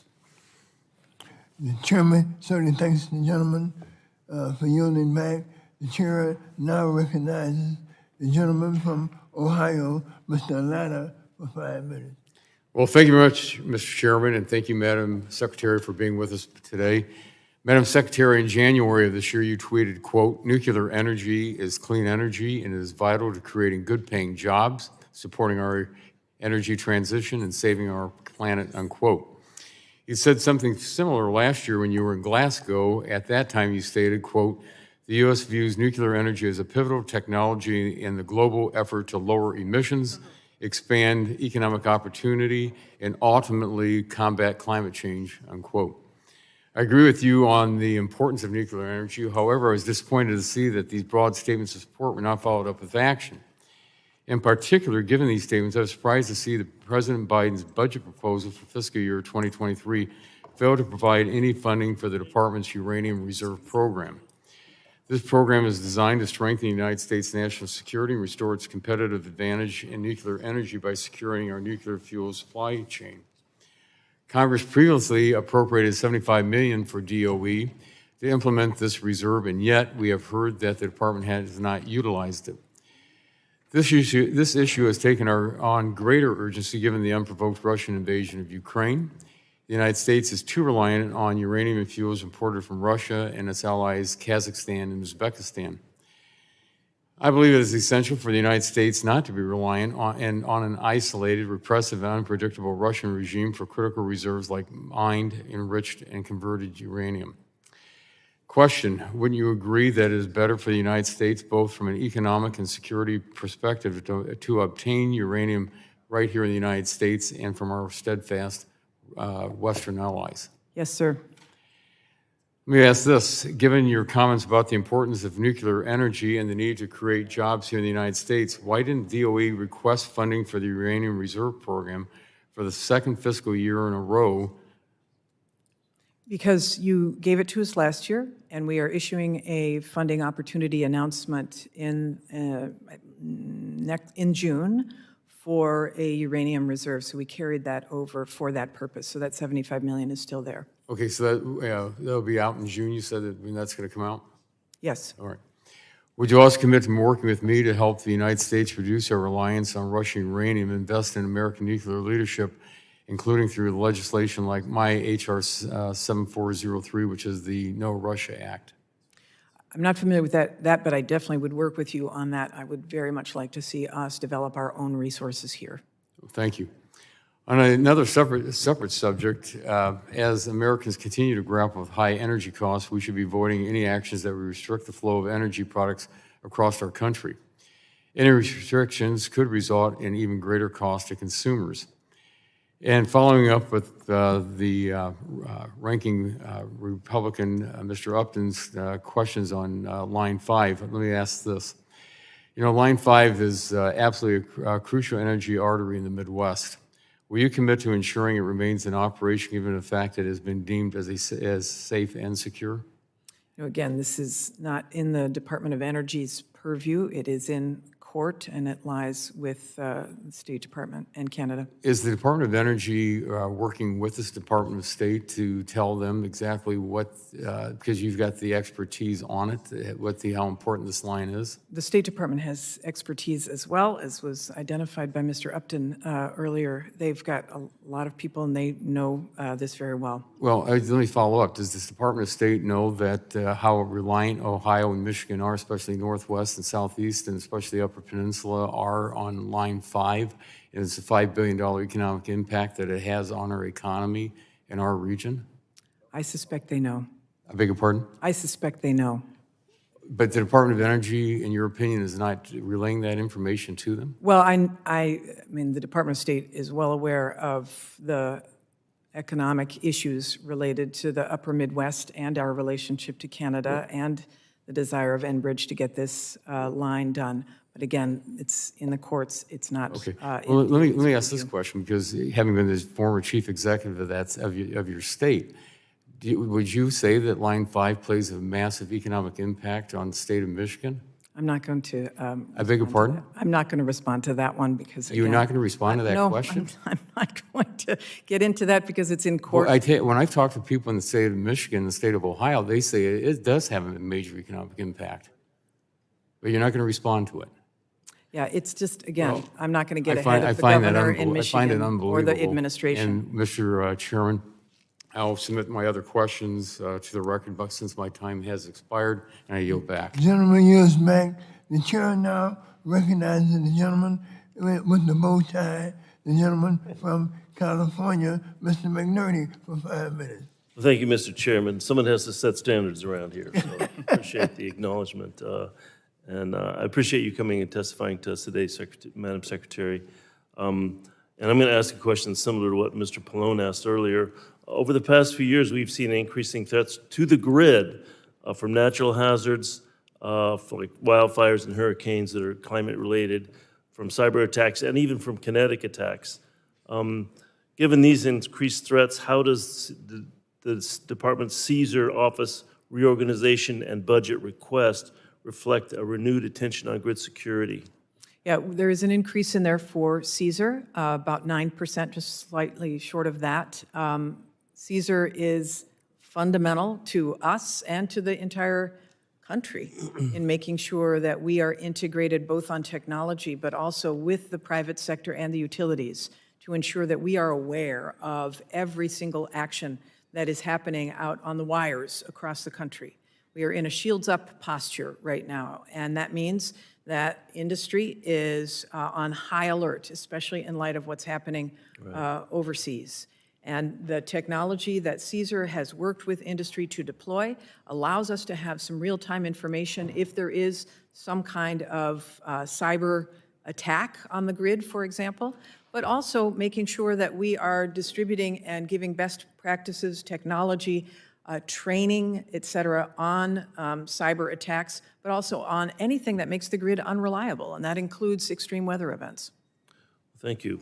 Madam Secretary, I've worked for years on the intersection of energy and water issues, so I was reassured to see the energy-water nexus cross-cut line listed as one of the priority cross-cuts in the proposal. This is particularly timely with the developing western mega drought and the research at DOE to improve modeling of water resources and more use and reuse of water rather than just use and discard of water. So can you elaborate how on the DOE is planning to prioritize this cross-cut and how the program has been upgraded to give new directives under the Energy Act of 2020? Yeah, thank you so much, and really we are grateful for the opportunity and hopefully get approval for this the $200 million in this cross-cut because precisely of what we are seeing drought-wise across the West. One of the components of it that I'm particularly interested in seeing is additional work on desalination and making sure that we have this massive resource of the Pacific and the Atlantic too, but obviously Pacific is a little more relevant. How do we take advantage of that and borrow some best practices from places that do desal in a much more aggressive way than we do? So there are a lot of exciting technologies that water energy nexus will cover, and hopefully we can get the support of this committee for it. Well, regarding desal, it's high energy intensive, and I know they're doing some great work at Lawrence Livermore Labs on making that better, so let's Yes, continue that exactly. effort. I'm going to follow up a question that Mr. Latta and the ranking member asked on uranium, which shows that there's a bipartisan push to do nuclear. The Energy Act of 2020 established a DOE program to support the available high-assay, low-enriched uranium for use in civilian advanced nuclear research in other areas. This was based on legislation that I co-led. What is the status of the HALEU availability program, and what is DOE's current vision for achieving a reliable domestic supply? Yeah, we have to have more HALEU and LEU as well, across the board, both for advanced and for the existing civilian reactors, and for any additional nuclear power that we want to bring on. We cannot be subject to supply coming from Russia. So we have we are in the final stages of developing a holistic strategy on a U.S. HALEU and LEU effort, and making sure we have the sufficient supply. And as soon as we can put the final bow on that strategy, which should be very soon, happy to come and brief you about it. Very good. What about the discussions between the Office of Nuclear Energy and the NNSA on efforts to downblend highly enriched uranium? Yeah, that is ongoing. There is a component of what is in the NNSA's purview that is being downblended now, and that is certainly one strategy that we're pursuing as well. Thank you. Yield back. The gentleman yields back. The chair now recognizes my good friend from the great state of West Virginia, the man with the mustache, Mr. McKinley, for 5 minutes. Thank you, Mr. Chairman, and it's always good to see you here. Madam Secretary, let's try to get to the point. The U.S., as you know, is been sanctioning Russia over its aggression in Ukraine. And so we're not buying their gas or the oil, but we are buying their uranium. And that's all thanks to Hillary Clinton's 2010 Uranium One deal that allowed Russia to control 20% of our uranium production. So to counter this, as you've heard the discussion, the Congress established a uranium reserve in 2010, the fall of 2010. But according to an article written by Senator Barrasso in the Wall Street Journal recently, DOE has not purchased a single ounce of uranium in the last year and a half. So my question is Senator Barrasso wrong? Well, as I was saying earlier, we are issuing a funding opportunity announcement in June for the creation of a strategic petroleum reserve. No respect, strategic claiming my uranium time, reserve. Madam Secretary. It's been a year and a half since that's happened. I thought we might move on that. And President Biden has signed an executive order requiring a zero emission by 2035. But the head of global research at General Electric in Albany, New York, when we met with Paul Tonkin, I met with him, unequivocally said that such an ideologically driven goal of going to 100% renewables by 2035 will, in his words, cause the grid to collapse. Robert Blome, a member of NERC, said the same thing. He said an all-renewable power grid is destined to collapse. They aren't talking about a blackout over a weekend or an overnight, but this is a long-term grid failure, possibly years. Any of us that understand anything about the grid, it would understand that means schools and stores would close, hospitals would jeopardize, commerce would cease. We'd be virtually thrust back in the 1800s. We also know that only 10% of PJM's grid is renewables. They would have to replace 90% of their power profile in that length of time. And researchers at Harvard said permitting Biden has put in place, permitting process that he's put in place, put 2035 out of reach. So streamlining permits should be a priority for the grid. Yet the administration has established new NEPA rules, NEPA rules, just last week, making it harder to permit pipeline or pipeline, I'm sorry, grid lines. So, Madam Secretary, do you agree that achieving 100% emissions by 2035 is still scientifically possible? With respect, it was 100% clean, meaning zero carbon energy, and that includes nuclear, for example. That includes decarbonized fossil My question is, fuel. do you still think it's possible by 2035? I absolutely do think it's possible. Interesting. And for the material for batteries, we've heard some reference to. In the last 3 years, the cost of nickel has gone up 85%. The cost of lithium has gone up 670%. Copper is at a 10-year high. The Congo, we know from the United Nations report, the Congo uses child labor to mine cobalt. So we're going to need to have more mines here in the United States to meet these demands for electric vehicles and grid batteries. The Center for Strategic and International Studies expect that we'll need 500 to 1,000% jump in demand by 2050. So has this administration granted any new permits for mining critical materials in the United States? This administration definitely believes that we have to sustainably mine for the critical materials and minerals, including rare earth minerals. Have you granted any permits? That's what I'm saying. That's not under my jurisdiction. I Okay. don't do the permits for those. So- But I think this is an area of bipartisan support. I hope we have it. I'm knowing the time for it. So, Mr. Chairman, this committee's been known for years trying to incorporate science into its decisions, and I applaud that. But in the past year, evidence overwhelmingly suggests the Democrats are keen on using artificial, ideologically driven timelines and not reality. In fact, we're still buying uranium from our adversaries, setting regulatory roadblocks for our grid with additional requirements, and counting on countries, other foreign countries, to provide us our critical minerals. Madam Secretary, I admit, Mr. Chairman, I just hope that the United States isn't going to have to experience a blackout before we change this course of action. We're headed down the wrong road, Madam Secretary. And in the 5 seconds, I respectfully disagree. I think we can do it all. We can mine for critical minerals here in a responsible way. We can build out the supply chains that are necessary. We can get a uranium stockpile here so that we have energy independence, energy security, and we can also build out clean energy as well. We can do all of that. Thank you. I yield back. Gentleman yields back.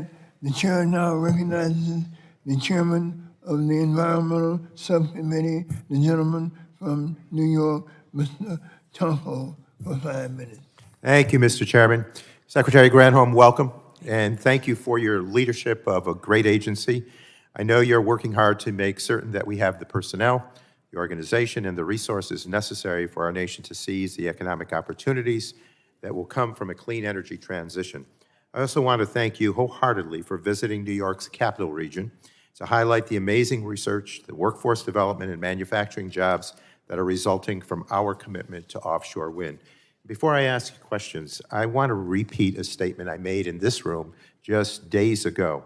According to the Nonpartisan Energy Information Administration, domestic oil production was only 9.7 million barrels per day during President Biden's first full month in office. Since then, production has grown to 11.4 million barrels per day. That means oil production has gone up almost 2 million barrels per day since President Biden took office.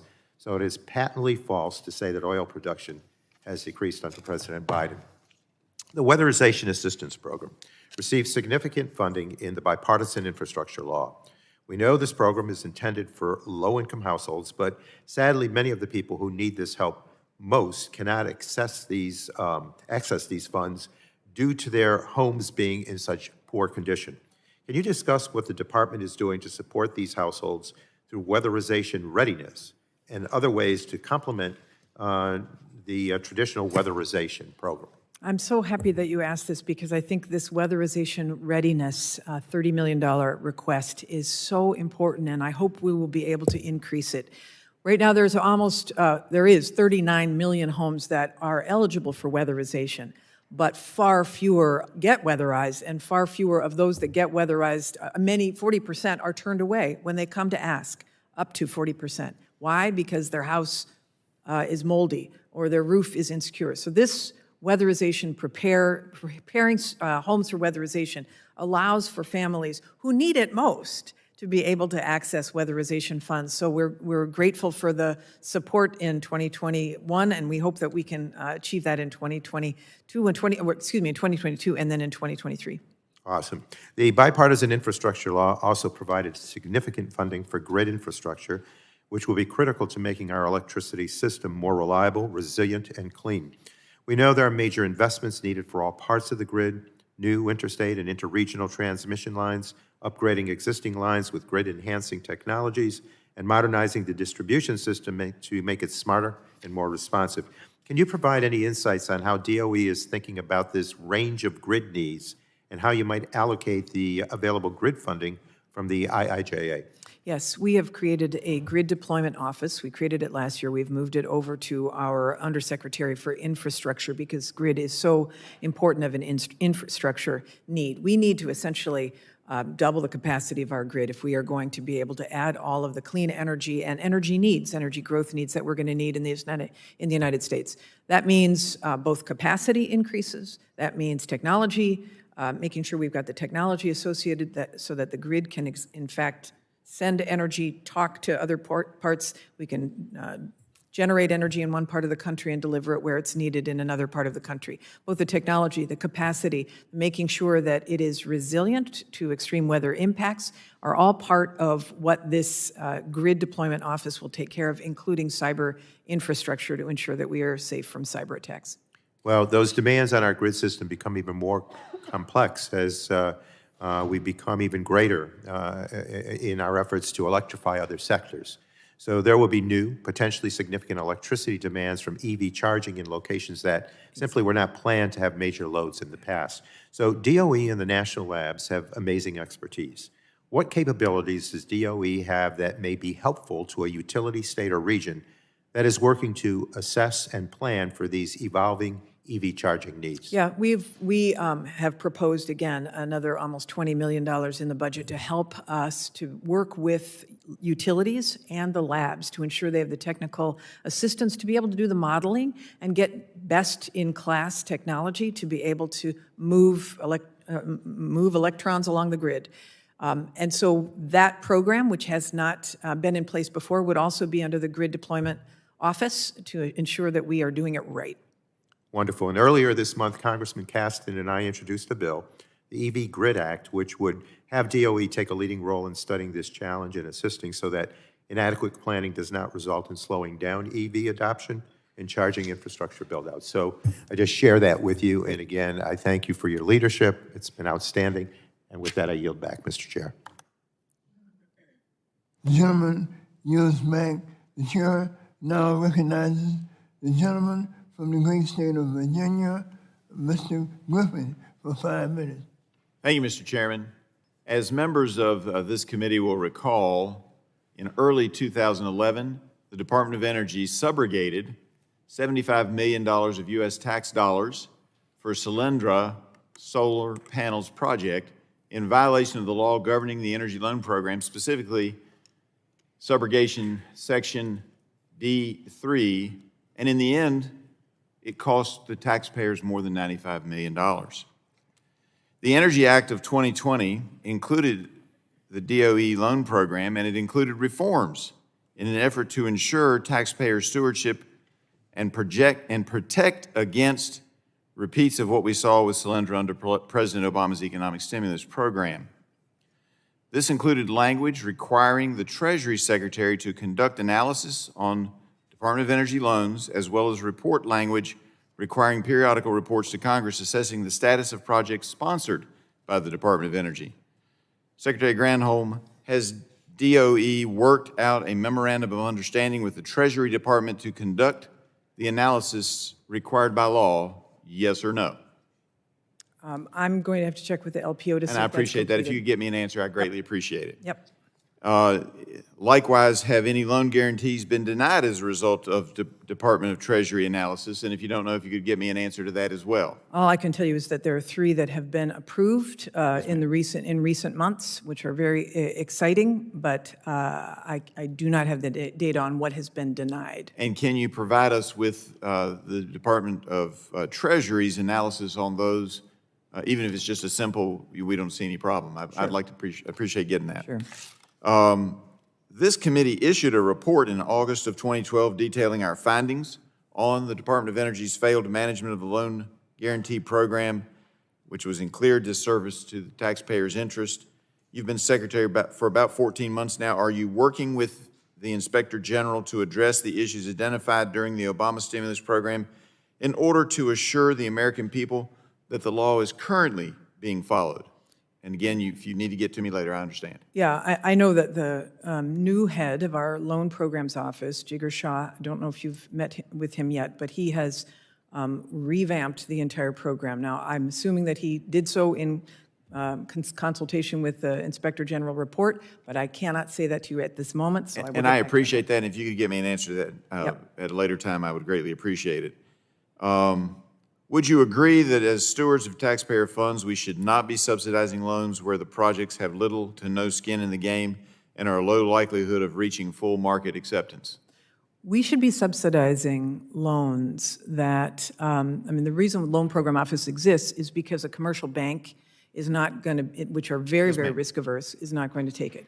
We also should be guardians of the taxpayer dollars. So that balance is what the Loan Program Office strives to achieve. It's why the vetting process of loans takes a year to be able to make sure, is this right? Is this going to pan out? Are we going to make sure that the taxpayer gets their money back? And so I agree, it's got to be carefully done, but it also is set up to take on these new technologies that that inherently are risky because they're brand new and haven't been done before. We fill in that valley of death in the research, development, deployment spectrum, and that's what the Loan Program Office does. So it's fair to say that you've taken steps to ensure that the projects you're funding are actually going to be deployed at some point, or that you have great hopes that they will. That's the expectation, certainly.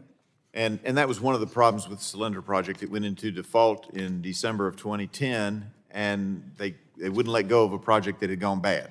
All right, that being said, let me switch gears and just say that I'm a big proponent of parity between fossil fuel research and research for renewables. I have got no problem with renewables, but I also think there's a huge amount of technology that we can do. The Chinese are selling outdated equipment for coal-fired power plants to Africa. If we develop ways to burn coal, the world's going to burn it. You know that, and I know that, because of India, Africa, and frankly, the base load in the United States will continue to some extent.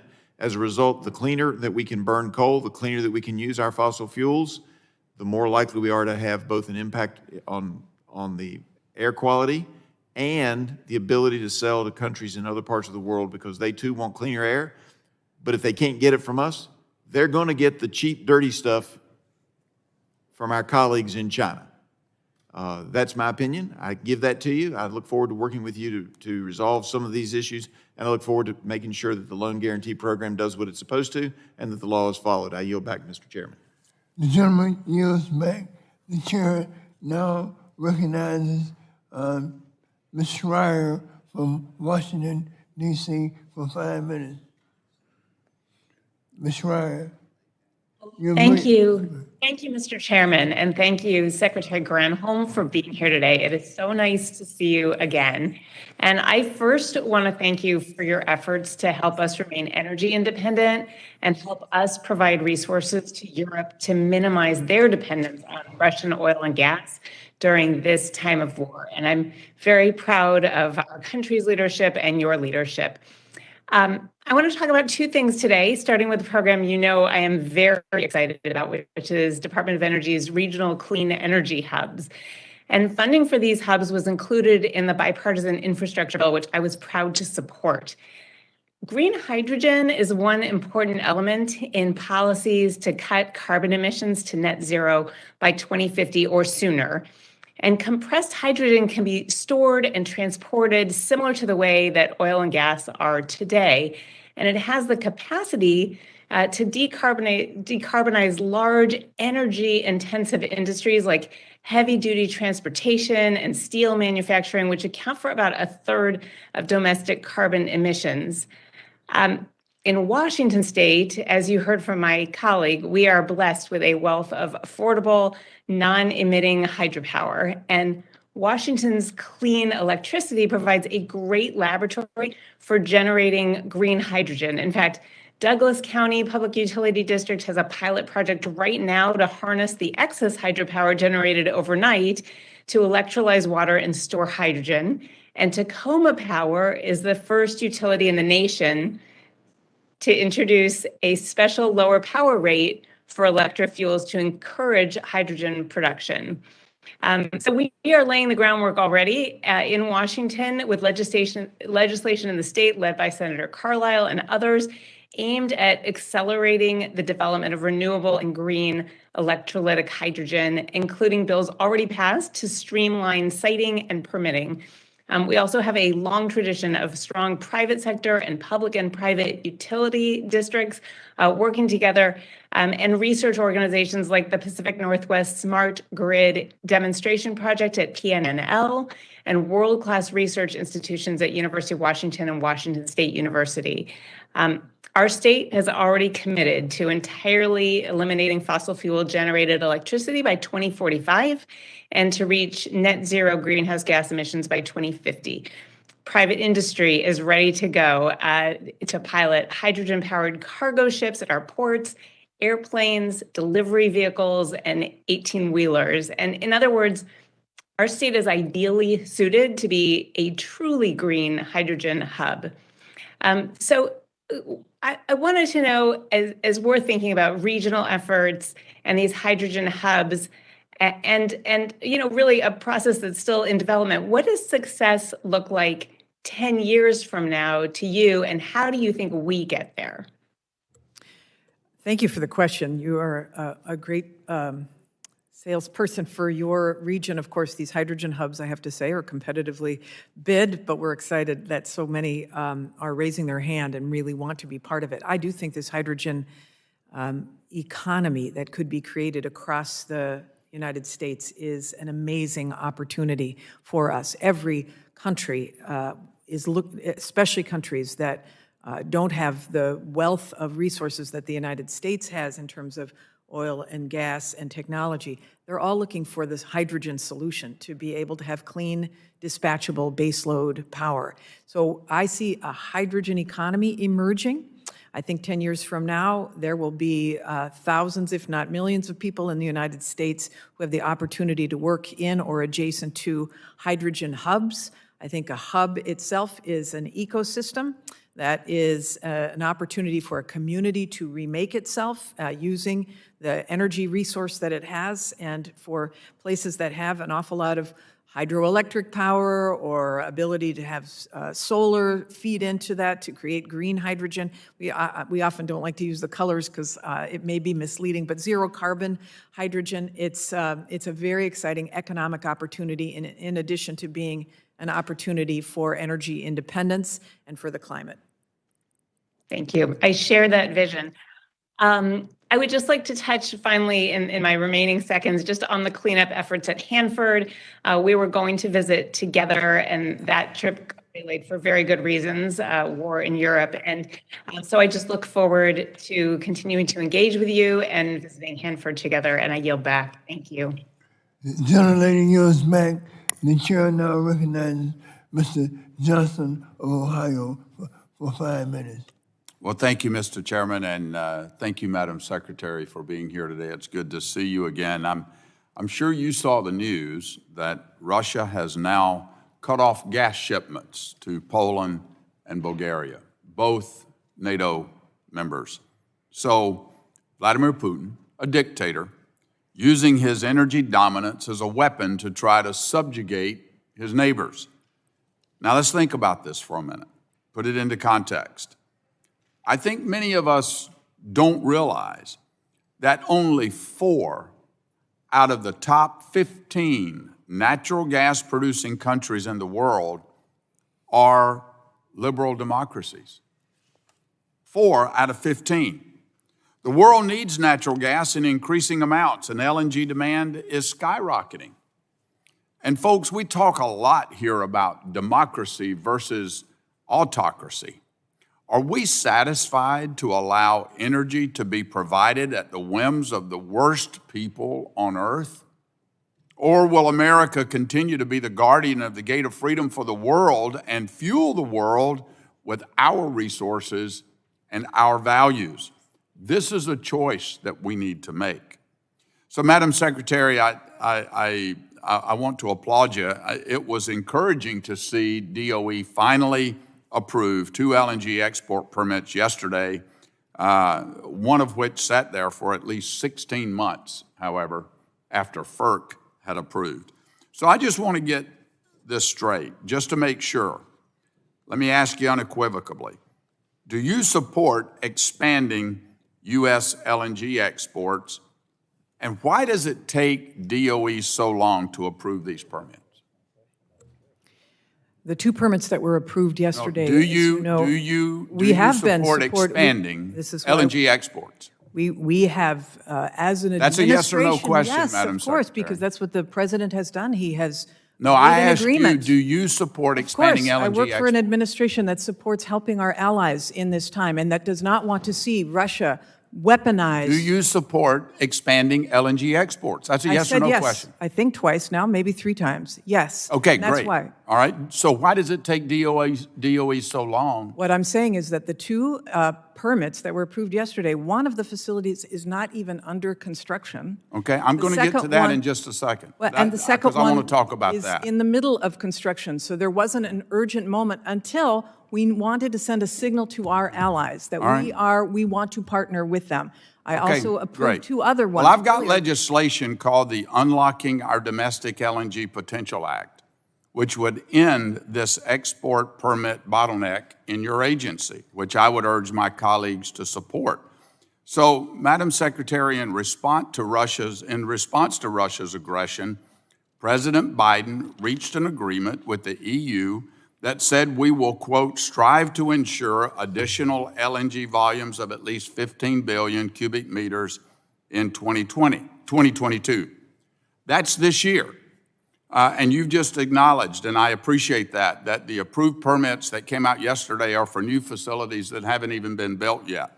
So what is DOE's plan to help expand LNG exports now to reach that 15 billion cubic meters in 2022? Given your previous public stances against domestic production, pipeline expansion, and oil and gas in general, how are you going to do that without reversing course on some of these policies? How are we going to get more resources out the door if you don't change some of the policies? Number one, there is enough LNG facilities to meet the president's goal.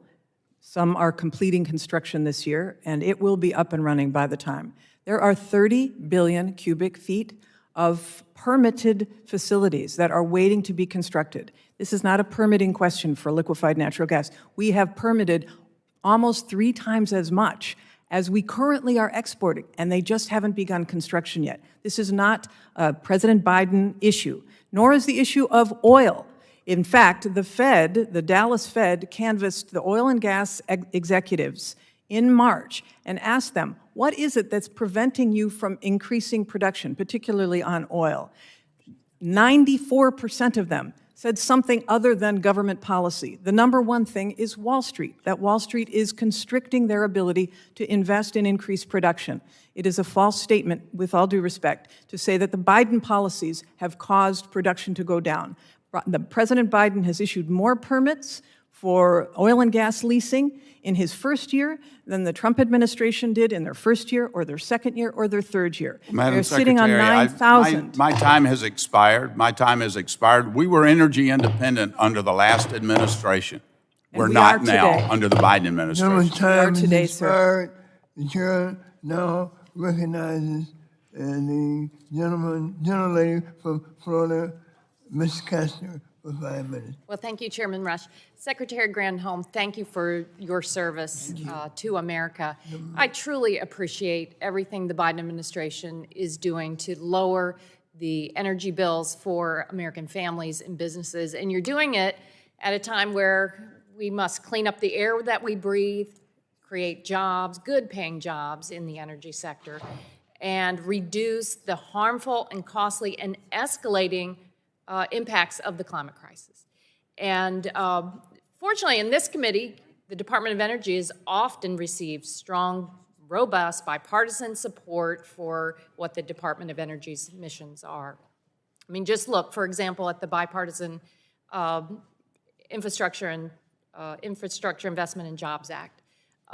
What we have provided to DOE and what President Biden, under his leadership, has charted the course is true energy independence and security for America. That some of my favorite provisions I'm going to ask you about: upgrading the electric grid, transmission, everything that you talked about on the new technologies, and expanding capacity. I want to dig into this a little bit more. Over the last few months, DOE issued a new report. It's the Building a Better Grid initiative. There's also another report out there that says we have the technologies to do this. Now with the bipartisan infrastructure bill, you've got funding, but do you have all the authorities that you need from the Congress to be able to fully implement it to help move America towards energy security and independence? Yeah, thank you for asking that. I really appreciate the support that those on this committee who voted for the bipartisan infrastructure law gave, the funding for the grid deployment office that we will be using to shore up the grid, the ability to build out additional capacity of that grid as we move toward more electrification, hugely important. One of the pieces of that I think is the most important is called an anchor credit, where the government can take a position on the build-out of transmission to ensure that we can build that out so that we can have a fully robust grid across the country. But there's two other little pieces that I started to mention, which is there's a wholesale electricity market technical assistance grant that is embedded in the budget this time, which again is to help build out for example, regional RTOs. We want to make sure that we've got a bulk power system that talks to one another, and in the West, we don't have that, for example, and so building out the connectivity between the ISOs and the RTOs and each other is important, and places where we don't have that ability is going to be a piece of it. And then the interregional offshore planning for a grid, particularly along the Atlantic seaboard right now, because that is most imminent. That too is part of what the Grid Deployment Office will be doing. So all of those pieces will be under the umbrella of this Grid Deployment Office, and thank you so much for the support and the interest in making sure we have a secure and effective grid.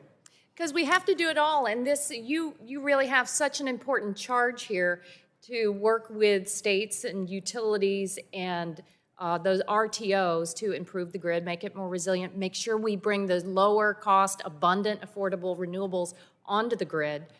But we also have to build from the ground up. And there is such enormous interest in community solar and weatherization, and now we have some of those funds available. You've already talked about weatherization, putting money back into the pockets of our neighbors back home, just in Florida through insulation, so we can save on air conditioning bills and then more efficient appliances.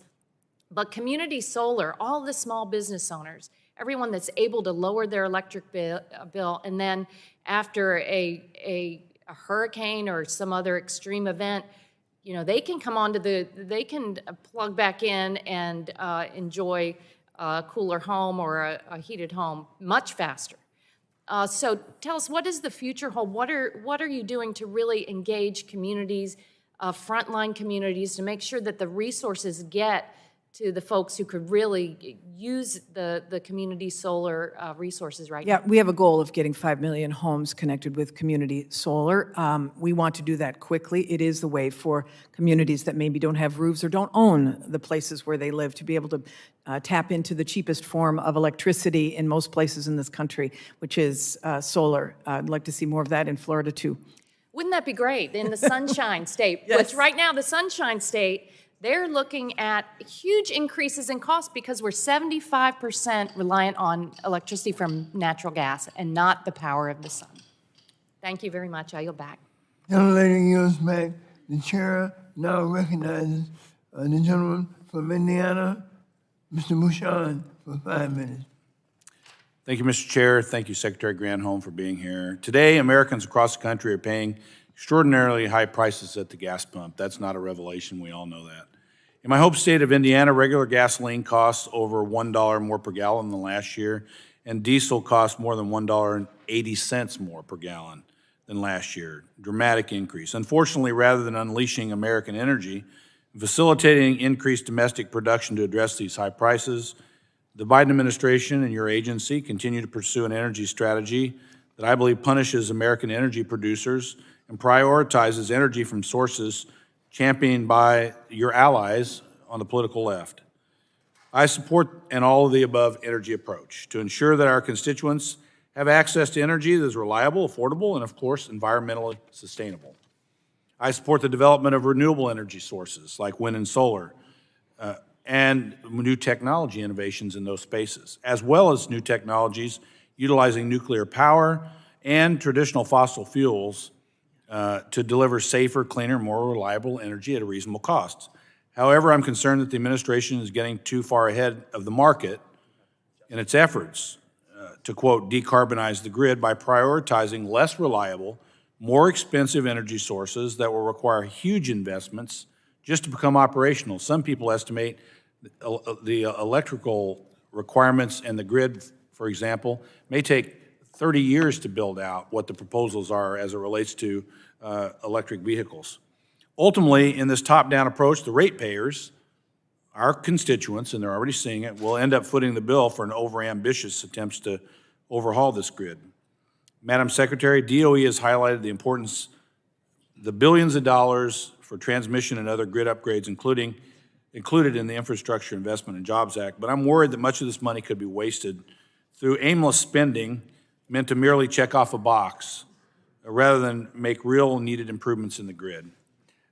Can you confirm that the department is taking steps to ensure transparency and wise use of taxpayer resources and protection of consumers' access to affordable energy in this process? Yes. I like that answer. And now we need the follow-up. Madam Secretary, as you know, I guess it's 2JA, gives the federal government authority to overrule state agencies in designing an area of the U.S. as designating an area of the U.S. as a national interest electric corridor. Is the department engaging with the state and local regulators on this issue? Yes, we're planning full stakeholder. We've been engaged in stakeholder briefings.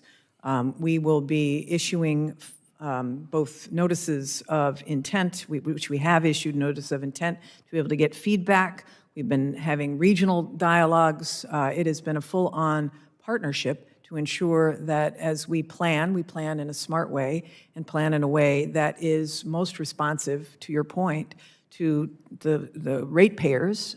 We make sure we don't increase costs, but we give them access to the cheapest forms of power. And in many places, as I was just saying, that really is solar or wind. Understood. Well, let me just say on that one, it is solar and wind because of massive federal government subsidies. I would argue that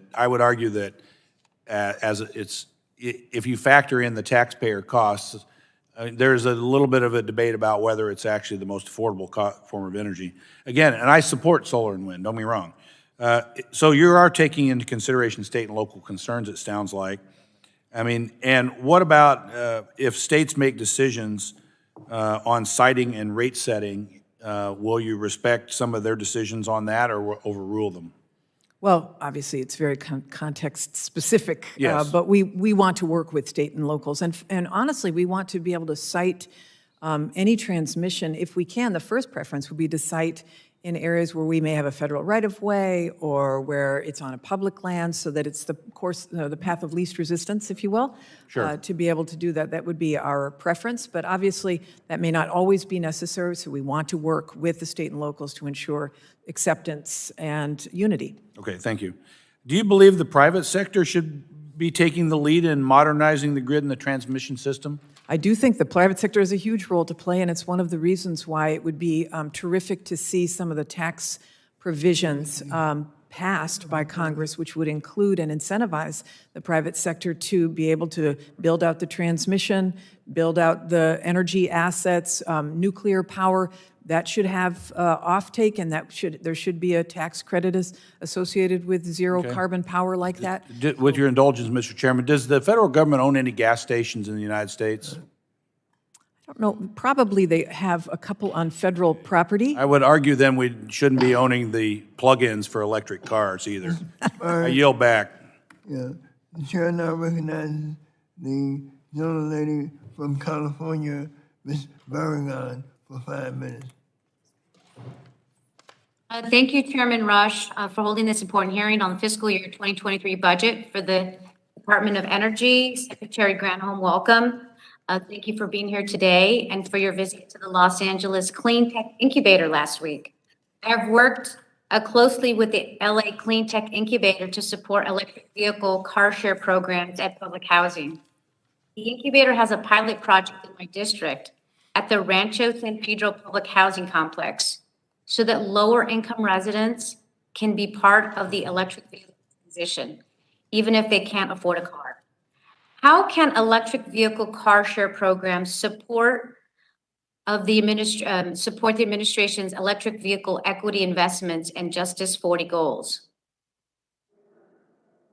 Great question. Obviously, the administration very much wants to ensure that the charging stations, which again, this Congress supported in the bipartisan infrastructure law, are located in places where they do not already exist. And often that is in poorer communities and communities that have been left behind, and communities where there isn't a large degree of large number of electric vehicles, and in rural areas and along the main corridors. So the first step was to issue guidance, which we did in February. That guidance is resulting in a lot of feedback from communities, and we will then issue, the first chunk of the funding is by formula, and that will be to create these corridors, these transportation corridors in places, again, locating these charging stations in places where they don't already exist. And the second chunk will be competitive, and we will want to make sure that in those, we locate specifically in the communities that you are talking about, so that in every pocket of America, people who want to be able to access electric vehicles and charge them, they have the opportunity to do so. Thank you, Madam Secretary. I have a bill called the EVs for All Act to create a grant program at the Department of Energy to establish electric vehicle car share programs at public housing for public housing residents. It would be great to work with your staff to make this happen. Would love it. Thank you. My next question is, I'm leading a House Appropriations letter to support your budget request of $105 million for the new Energy Future Grants Program to support community clean energy projects and reduce energy costs for residents.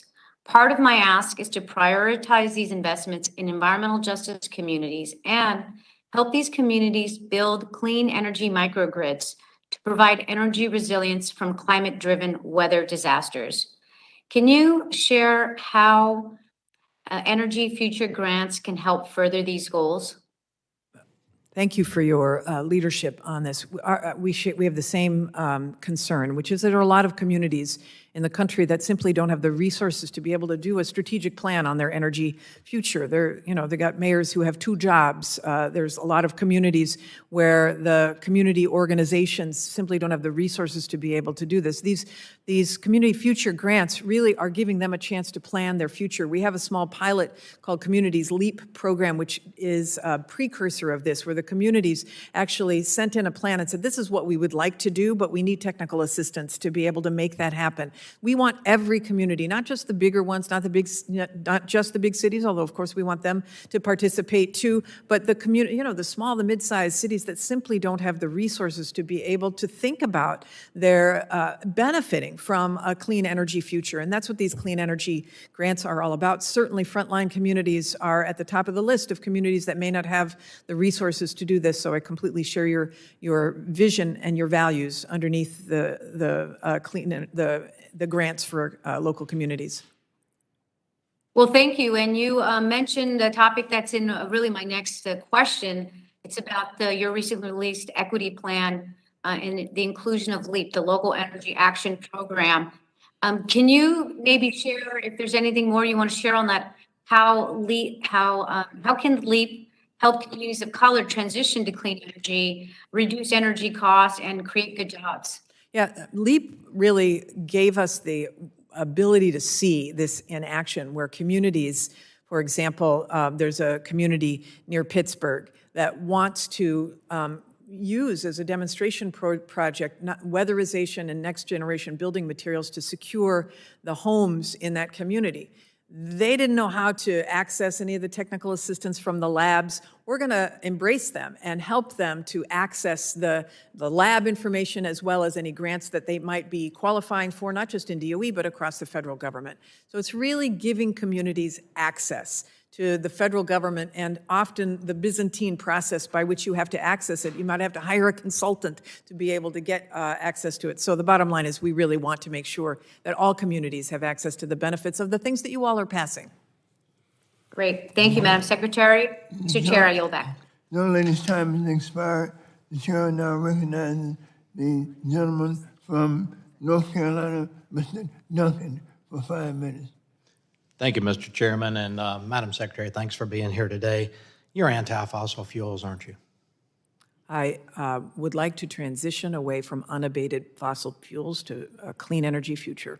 How did you transit over here today?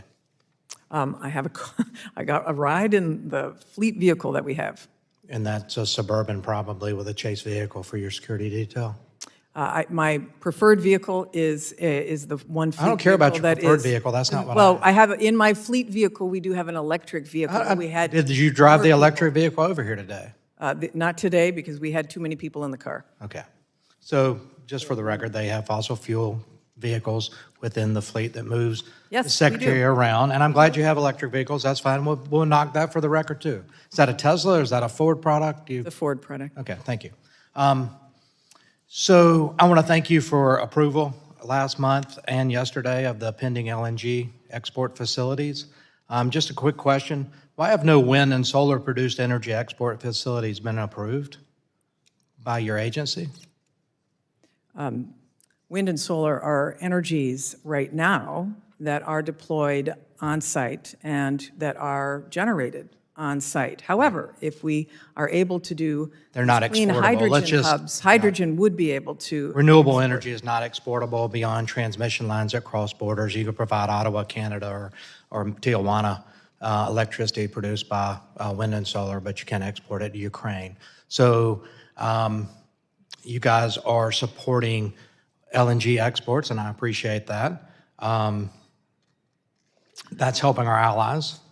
Germany literally just announced a little while ago that they're going to not import any sort of Russian oil or gas. We need to replace that with American-produced energy. It's cleaner burning anyway, so if you believe in man-made climate change, you should support American LNG burning everywhere. It's hypocritical, though, because you sat here and touted the administration's, wrongly, I believe, but number of oil and gas leases when the president ended all oil and gas leases on federal land, onshore and offshore in January of last year, canceled existing leases onshore and offshore last January, and that shrunk domestic supply. The administration definitely responsible for an increase at the price at the pump for mom and dads. Trying to blame Vladimir Putin for it, but gas prices were already going up. They were up 50% before Russia ever invaded Ukraine. And so I just think that's wrong, that to be proud of those efforts, but at the same time, not liking fossil fuels. So let me ask you this. In your opinion, what are the best sources of energy production to provide the 24/7, 365 baseload power supply that our nation needs? I think nuclear is an important baseload power. I think hydroelectric is an important baseload power. I think that you can pair renewables with storage and have that be a baseload power. I think that we will see Pair a it with baseload storage, power. battery storage? Pardon me? You're going to pair it with storage? How are you going to store it? Battery storage? Battery storage, yes. Yeah, we don't have that capability Yes, yet. we and do. It would take an enormous amount of space and other minerals It's being that done we talked in about places for. across the country right now, sir. Yeah. Well, we're also building hydro storage projects, which are battery storage. I get that. But 24/7 baseload power is needed. We talk a lot about energy. We think about transportation fuels, but we need to focus on the baseload power supply that manufacturing needs in this country to produce the widgets and other things, provide the jobs.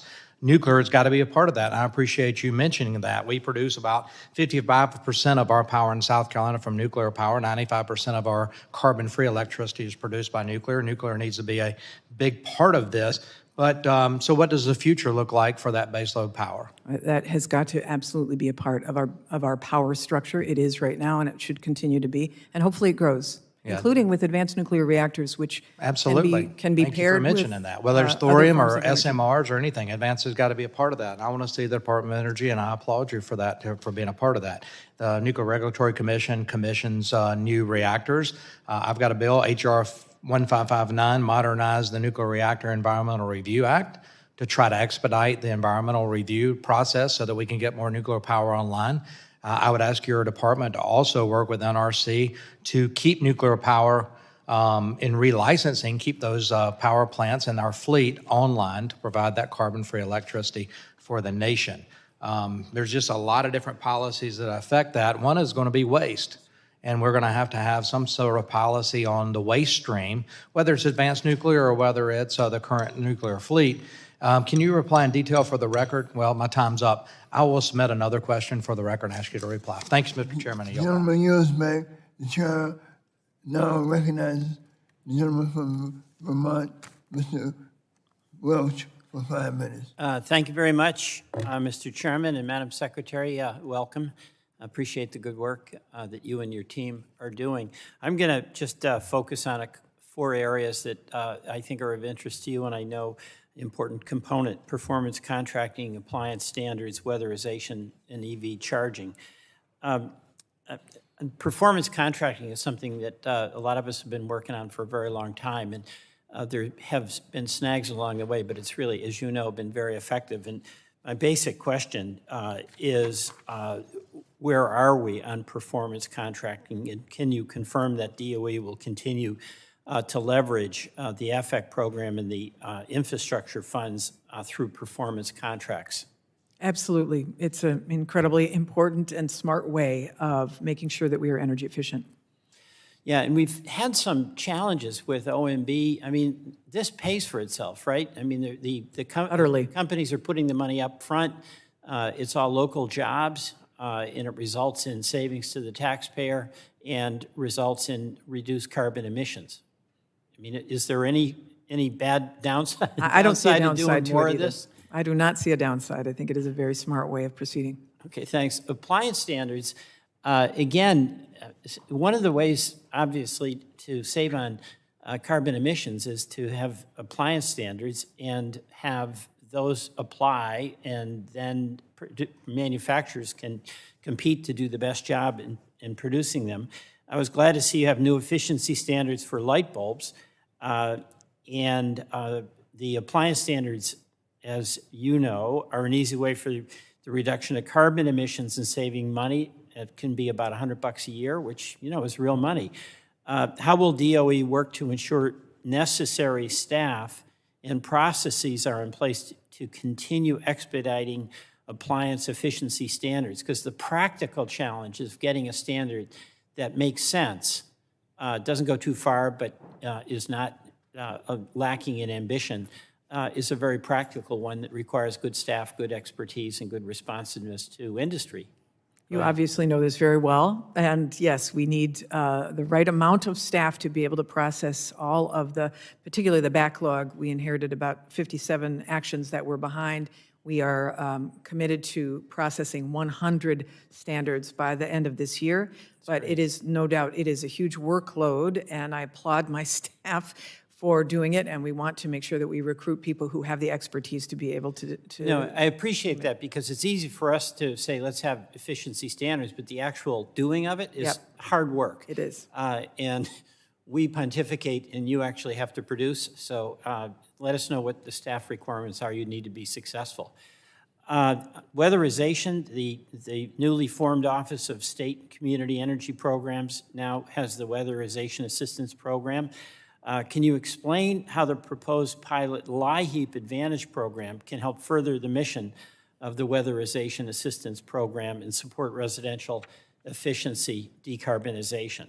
Yes, this is something that had bothered me back from when I was governor, that we would spend a lot of LIHEAP money paying people so that they could pay their bills, paying their people's bills, but we wouldn't be spending the money to weatherize their homes, so we wouldn't have to spend as much paying the bills. So now we have combined that, and in partnership with DHS, we are, Health and Human Services, no, with HUD, excuse me. Well, in partnership with HUD, we are addressing that head on by identifying the homes that are most likely to be using a lot of LIHEAP money so that we can weatherize them and then be able to really leverage the additional dollars that would result in doing more homes. So it's a really exciting It's development. been a great jobs program too in Vermont, but thank you for that. And then finally, EV charging, obviously absolutely critical if we're going to give people the confidence they need in order to make that transition to an electric vehicle, as well as trying to make those electric vehicles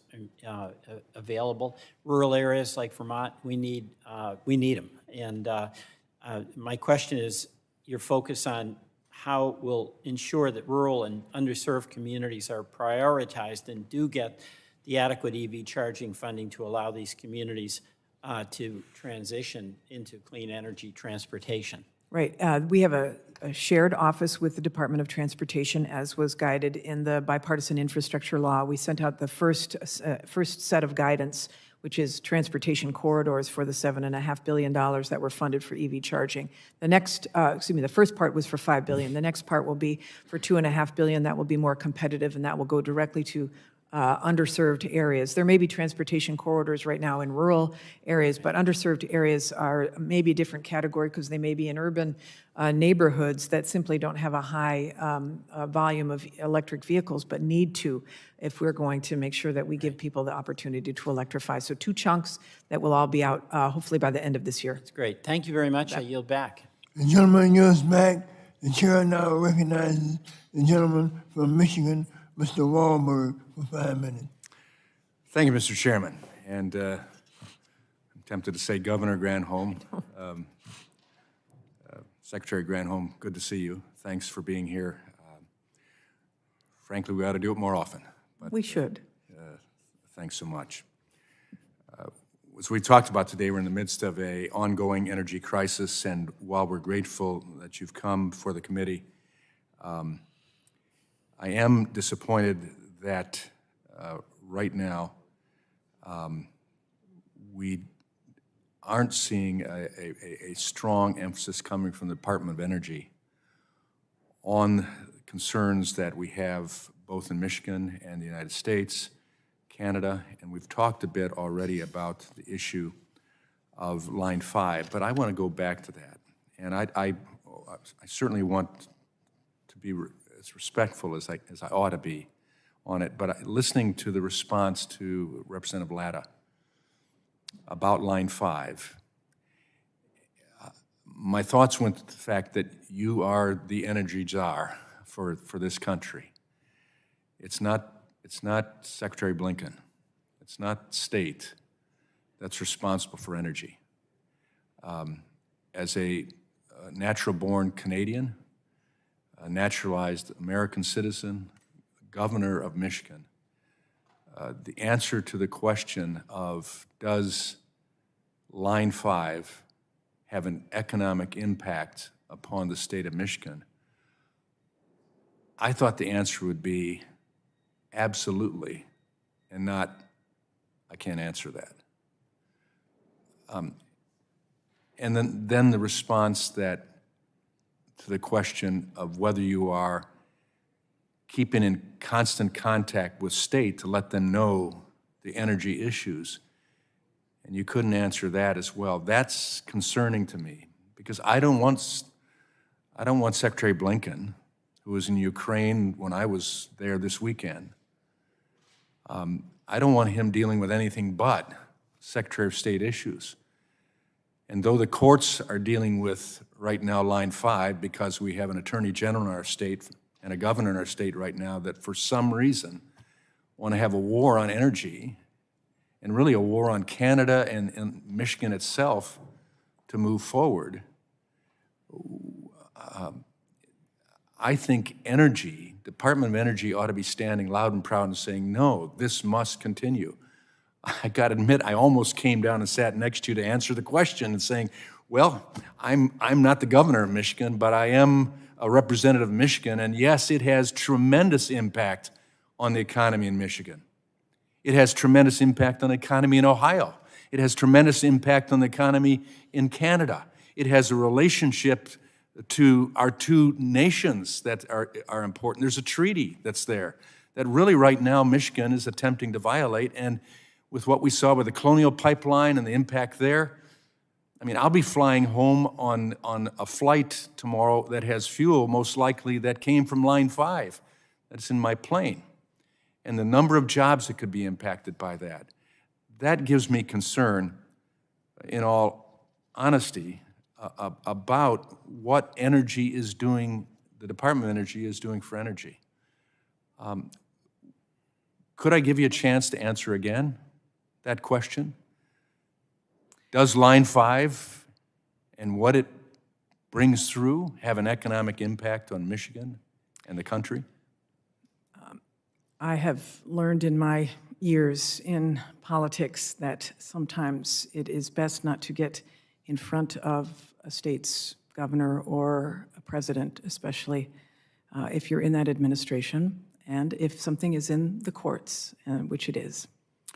What advice are you giving to the president about the necessity of having resources that come in partnership with Canada and impact the United States significantly?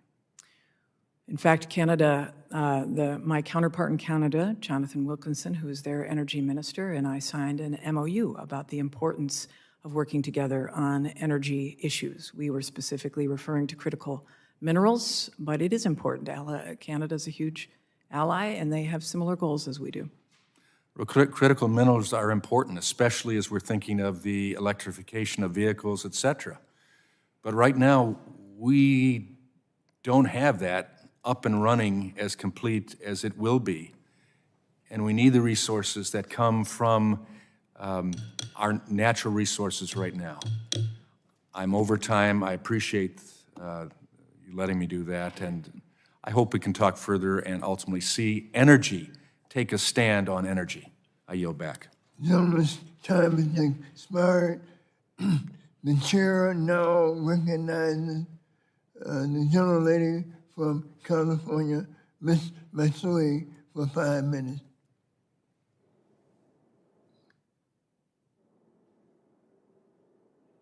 Thank you, Mr. Chairman, and welcome, Secretary Granholm. It's really nice to see you. I have some specific questions I'd like to ask you about the Stored Nuclear Fuel Act, which is my bill.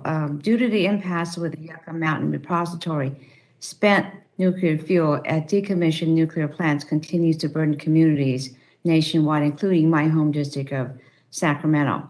And so for this reason, I've been a long-term champion of the Stored Nuclear Fuel Act, which would establish the legislative framework to develop a consolidated interim storage or CIS program at the Department of Energy. I also helped secure $20 million in the fiscal year 2021 omnibus to jumpstart this initiative. I was encouraged to see the department utilize these funds and advance efforts on a CIS consent-based signing process, as well as increased budget requests for fiscal year 2023 to support these efforts. Could you tell me more about the department's plans for the FY 2022 funds and the 2023 increased budget request? Excuse me. Obviously, the management of the nation's spent nuclear fuel and high-level radioactive waste is ultimately the Department of Energy's responsibility, which is why we have taken very seriously this notion of, and following the Blue Ribbon Commission's recommendations of consent-based siting. We have issued requests for information on that in December and received back over 230 responses. Those are posted from communities, listening to stakeholders, making sure that we do it right.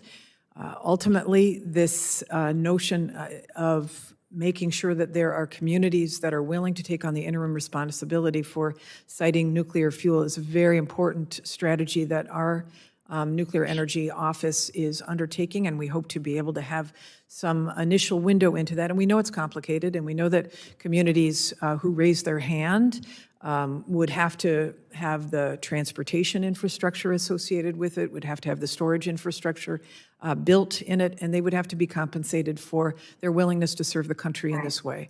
So it is a complicated process, but we are proceeding down the path, and we are doing it in a way that's respectful of the communities, and hopefully we'll find some agreement among one, two, we don't know how many communities that are willing to take on this responsibility. Well, thank you, Madam Secretary. I hope to work with you even more on this. Last year, I co-led the Power On Act with bipartisan colleagues from California and Texas to create a new Department of Energy program to help states fund grid resiliency upgrades for extreme weather events. I was thankful to see the $2.5 billion for similar efforts included in the bipartisan infrastructure law. Madam Secretary, what additional investments does this agency need during FY 2023 to complement the bipartisan infrastructure law grid resiliency efforts? Yes, we are asking for an additional $90 million to be able to ensure that we complement, as you say, the bipartisan infrastructure investments. We want to make sure it's done right, and that means that you have to have, in addition to the anchor tenant component that I referred to earlier as an incentive for the build-out of transmission, you also have to make sure that we have a grid that is resilient to high-impact weather events. So, for example, the funding that came from the bipartisan infrastructure law with respect to resiliency, undergrounding wires where that makes sense in a targeted way, making sure that we have technology attached to the grid in a way that is giving notice of impending events, or the dropping of wires in a high wildfire area, for example, or in a hurricane area, so that you don't impact the entire grid. All of those kinds of advanced technologies are part of what the Grid Deployment Office will undertake. That resiliency, the expansion of capacity, and making sure that we are responding and listening to communities who want or may have concerns about the expansion of the grid. All of that will be undertaken as we give the technical assistance that's necessary to both communities and utilities. Well, I thank you very much, because as you know, in California, the wildfire season has already started. Every time we hear an alert, we wonder about it. So really, really do appreciate your efforts on this. So thank you. Thank you very much. And Mr. Chairman, I yield back. The gentlelady yields back. The chair now recognizes the gentleman from Alabama, Mr. Palmer, for 5 minutes. Thank you, Mr. Chairman. Madam Secretary, we're here to talk about budgets. So let's talk about the budgets of American families and the budgets of American small towns and rural communities, and how your department and this administration's policies have impacted those budgets. December of 2020, the average price for a gallon of gas was $2.14. Today it's $4. That's a difference of $1.86 a gallon.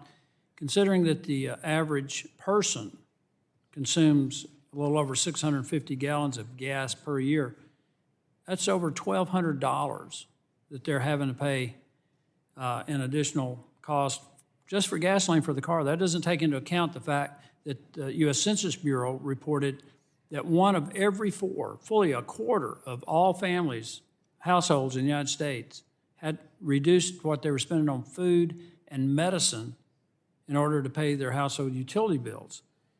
We've seen the price of food go up. And what I want to point out is that energy cost is the single most inflationary component of the entire economy. There's an energy cost in everything. Everything that we've eaten, everything that we consumed this morning, today, has an energy cost. And I just want to ask you, what did you pay for the last tank of gas that you put in your vehicle? Does your personal vehicle use gas? My personal vehicle is located in California, and I paid close to, well, actually, my personal vehicle is electric, but my daughter's vehicle, who's with us, paid close to $5 a gallon. Yeah. It's expensive. Well, they're paying $4.62 in Winslow, Arizona. They're paying $4.94 in Caliente, Nevada. In North Conway, New Hampshire, it's $4.29. In Benton Harbor, Michigan, your former state, it's almost $4. Milford, Pennsylvania, it's $4.25. People are paying high prices for gas. And what I want to ask you is your predecessor, one of your predecessors in the Obama administration in 2015 made the comment that it was Stephen Chu, by the way, wanted to get gasoline prices up to the same level as they were paying in Europe. Had that been the case, it would have been $6 a gallon. Do you support that? No. Thank you for that answer. I also want to point out how this is impacting small towns. There's a city in my district, Clanton, Alabama. We estimate they consume about people buy about 60,000 gallons of gas, in the city. When you consider that in December of 2020, gas prices had gone up $2 a gallon over what they were paying then, that's $120,000 that small town no longer has to be spent in the local grocery stores and their local businesses, on entertainment. These people aren't saving that money anymore. Does that concern you? Absolutely, it concerns me. Why are you pushing policies that are making life miserable for people? You have the power to unleash American energy, and I see you've got that American-Lithuanian flag on your lapel. Ukrainian, I'm sorry.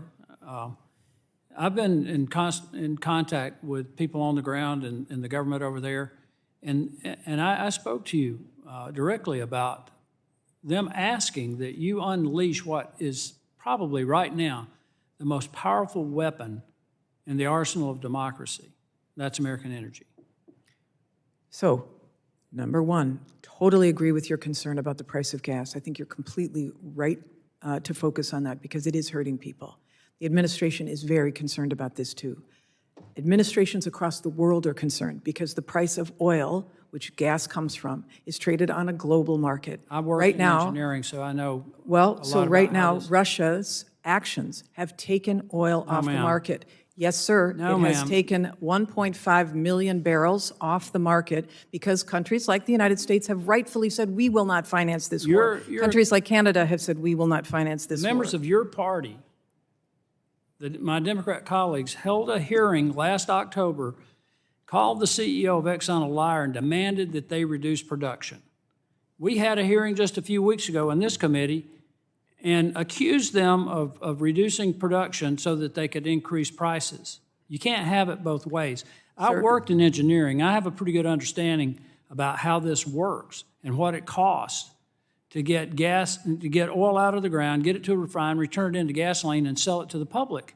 And what this administration is doing and what your agency is doing is not doing the things they need to do to open up these resources, which would not only bring down the price of energy, but would help defeat Russia in Ukraine. With respect, sir, the talking points are not accurate. Yes, we they have are. done everything we can to encourage the oil and gas community to increase supply at this moment. We've called upon them to do it. We have issued more permits under this administration. These members demanded they reduce production last October, and then you turn Under around this and administration, right now, there is a concern about supply because of the war. The war has caused prices to escalate. Prices Yes, sir, were already by going up pulling well oil before off the the war. market. They were I really- understand that's not what you want to believe, but the truth is, and if you ask any not. oil executive, You're they misleading say the American that it public. doesn't involve. You're misleading the American public. I yield back.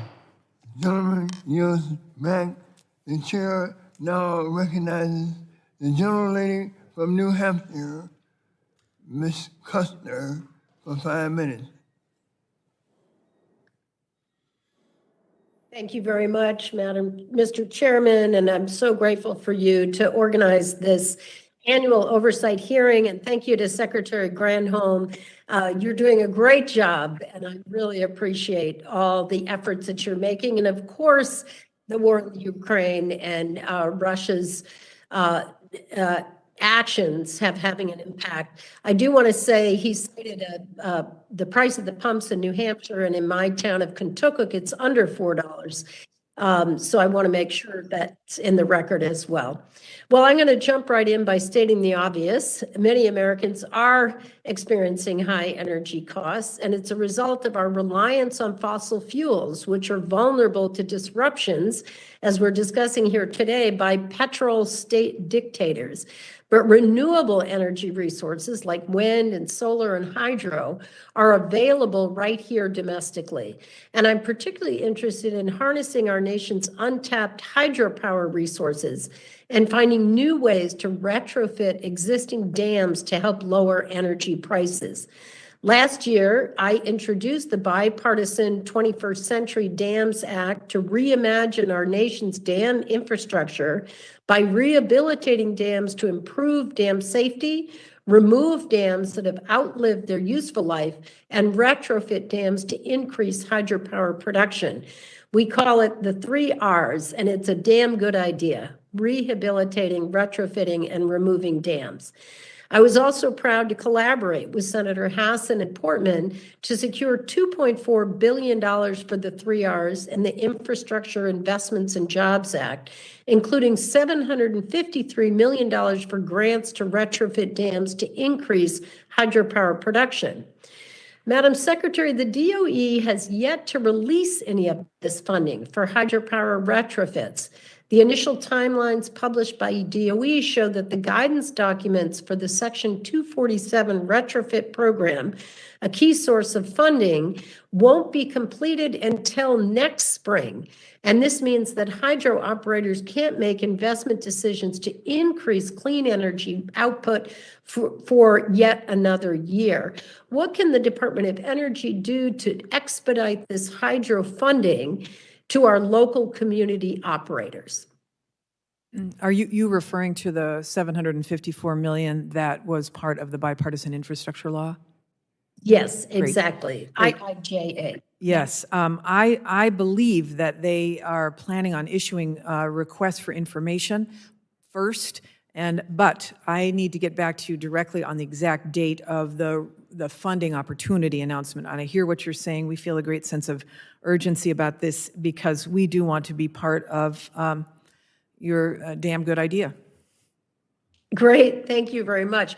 And particularly the discussion we're having right now about vehicles and your reference to electric vehicles, we want to make sure that we have plenty of safe, renewable energy, and hydro is such a great opportunity for that.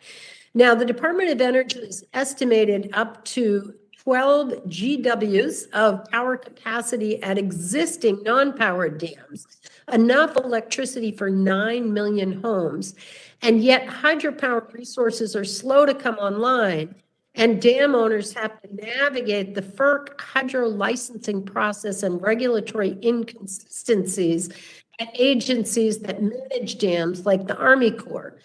So Secretary Granholm, should Congress consider reforms to make it easier to retrofit non-powered dams as part of a long-term strategy to reduce energy costs? Yes, it should, and I would also add along with that the tax credits associated with generating electricity from hydropower that would be part of the Energy Tax Credits Act. Both would be very important.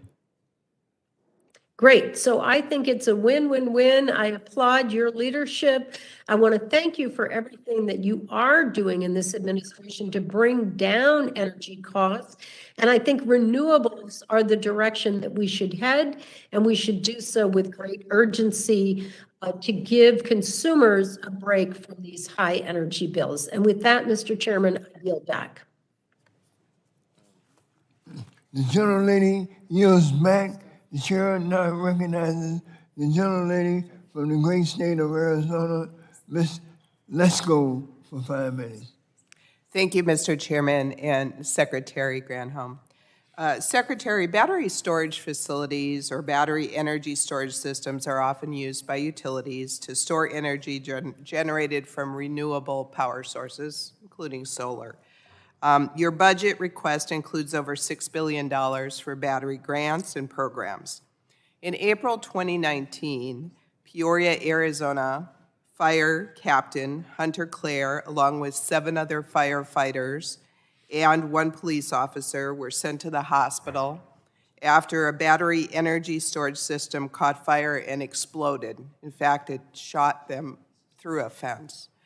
On April 21st, just the other day, 2022, firefighters were called to the Dorman battery storage system in Chandler, Arizona, that caught fire. They put in a robot to check that one out. I met with Captain Clare, who is still not able to work full-time, and he said that the fire departments aren't always told what materials and chemicals are used in these battery storage facilities, so they don't know how to address putting out the fires.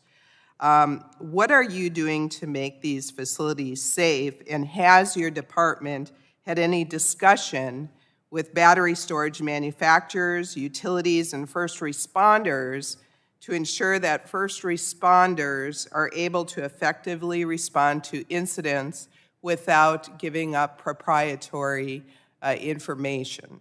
Yeah, I know Caesar does a lot of work with utilities and training with respect to grid resiliency, et cetera. On the battery-specific question, I'm going to have to get back to you about what they're doing on ensuring that batteries, that firefighters in particular, have the training necessary and know what equipment and what responses they should be providing in the event of an incident like that. Yeah, thank you. I would highly encourage you your office to check into that, because they're becoming, I meet with mayors in my district every month. And this issue has come up as more and more battery storage units are put in neighborhoods, that the risk of fires, explosion, we need to make sure that they're safe. So thank you for that. My next question is, in Arizona, the peak time for solar energy generation is at about 3 p.m. in the afternoon, while the peak time for energy consumption or demand is at 6 p.m. when people come home from work. The amount of power that must be generated from sources other than solar to meet this increased demand produces a graph that resembles the silhouette of a duck, which is called a duck curve. I want to make sure that while we're exploring hydrogen's fuel benefits, we are simultaneously working to correct the intermittency issues that are disruptive. With regards to the Hydrogen Hub program, I understand you may be going through a multi-step process to select the projects. Are you taking into account where the greatest need is to address the so-called duck curve that happens when intermittent energy sources are not available? Yeah, clearly hydrogen is a great solution for that, and especially in states like Arizona, which have massive capacity for renewable energy, particularly in sun. That opportunity to transform through electrolyzers that energy into dispatchable baseload power is exactly what addresses that duck curve, including the storage of it. So I think the hydrogen hubs are a great solution, one great solution, in addition to energy storage, safe, to that duck curve issue. Thank you. I'm going to end, since I only have 51 seconds left, with just a statement. You have said today that you are in favor of mining in the United States to meet the administration's climate goals. Yet the Biden administration has shut down mines that would provide jobs in minerals that would be used for renewable energy and electric vehicles. For example, the Resolution copper mine in Superior, Arizona, was approved by the Trump administration, but was shut down by the Biden administration not even 2 months later. This mine would produce up to 25% of our nation's needs for copper and would help allow our nation to stop relying on foreign nations like China for our mineral needs. You have also said today that you are in favor of encouraging U.S. oil and gas production. Yet, the Biden administration had stopped federal land lease sales for new U.S. oil and gas production on almost day one that he was in office, and has now increased the royalty rates for new federal land lease sales. I hope you understand why Republicans are skeptical of what you're saying in light of what the Biden administration has done. And with that, I yield back. Thank you, Mr. Chair. The chair now recognizes the gentleman from Virginia, Mr. McMeekin, for 5 minutes. Thank you, Mr. Chairman, and thank you, Madam Secretary, for being with us today. Madam Secretary, as you know, the Biden administration's Justice 40 initiative has identified at least 5 programs as covered programs pilot to maximize benefits to disadvantaged communities. The Weatherization Assistance Program, Solar Energy Technologies Office, Vehicle Technologies Office, the Advanced Manufacturing Office, and Environmental Management at Alamos. Kindly please tell me how these pilot programs are integrating the principles laid out under the Justice 40 program, and what other programs can we expect to be covered by Justice 40 at the Department of Energy? Our ED office is actually infusing the principles of Justice 40 and environmental justice in all of our practices. These are particularly offices where it's primed to be able to do that, but we feel it is a whole of agency approach. In fact, I think the Biden administration considers it a whole of government approach. The deployment of solar, the deployment of the ability to hire people in advanced manufacturing, making sure businesses have an opportunity, minority businesses. Weatherization program overwhelmingly helps communities that are communities of color.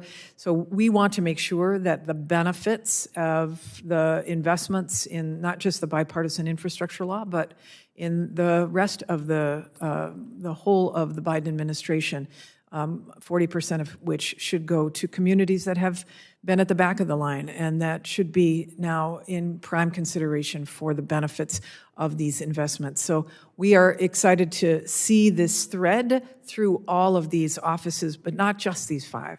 Those may be the prime targets, but we want to see it throughout the entire department and throughout the entire administration. Thank you for that, Madam Secretary. As the White House and CEQ look to move forward on additional guidance relating to Justice 40 initiative, I know that some at DOE, such as the Loan Program Office, are already beginning to look at how we can ensure that we are making the investments to move us to a clean energy future with equity in mind, and that, of course, is good news. How is the department at large taking equity into account as we implement the significant investments made under the bipartisan infrastructure law?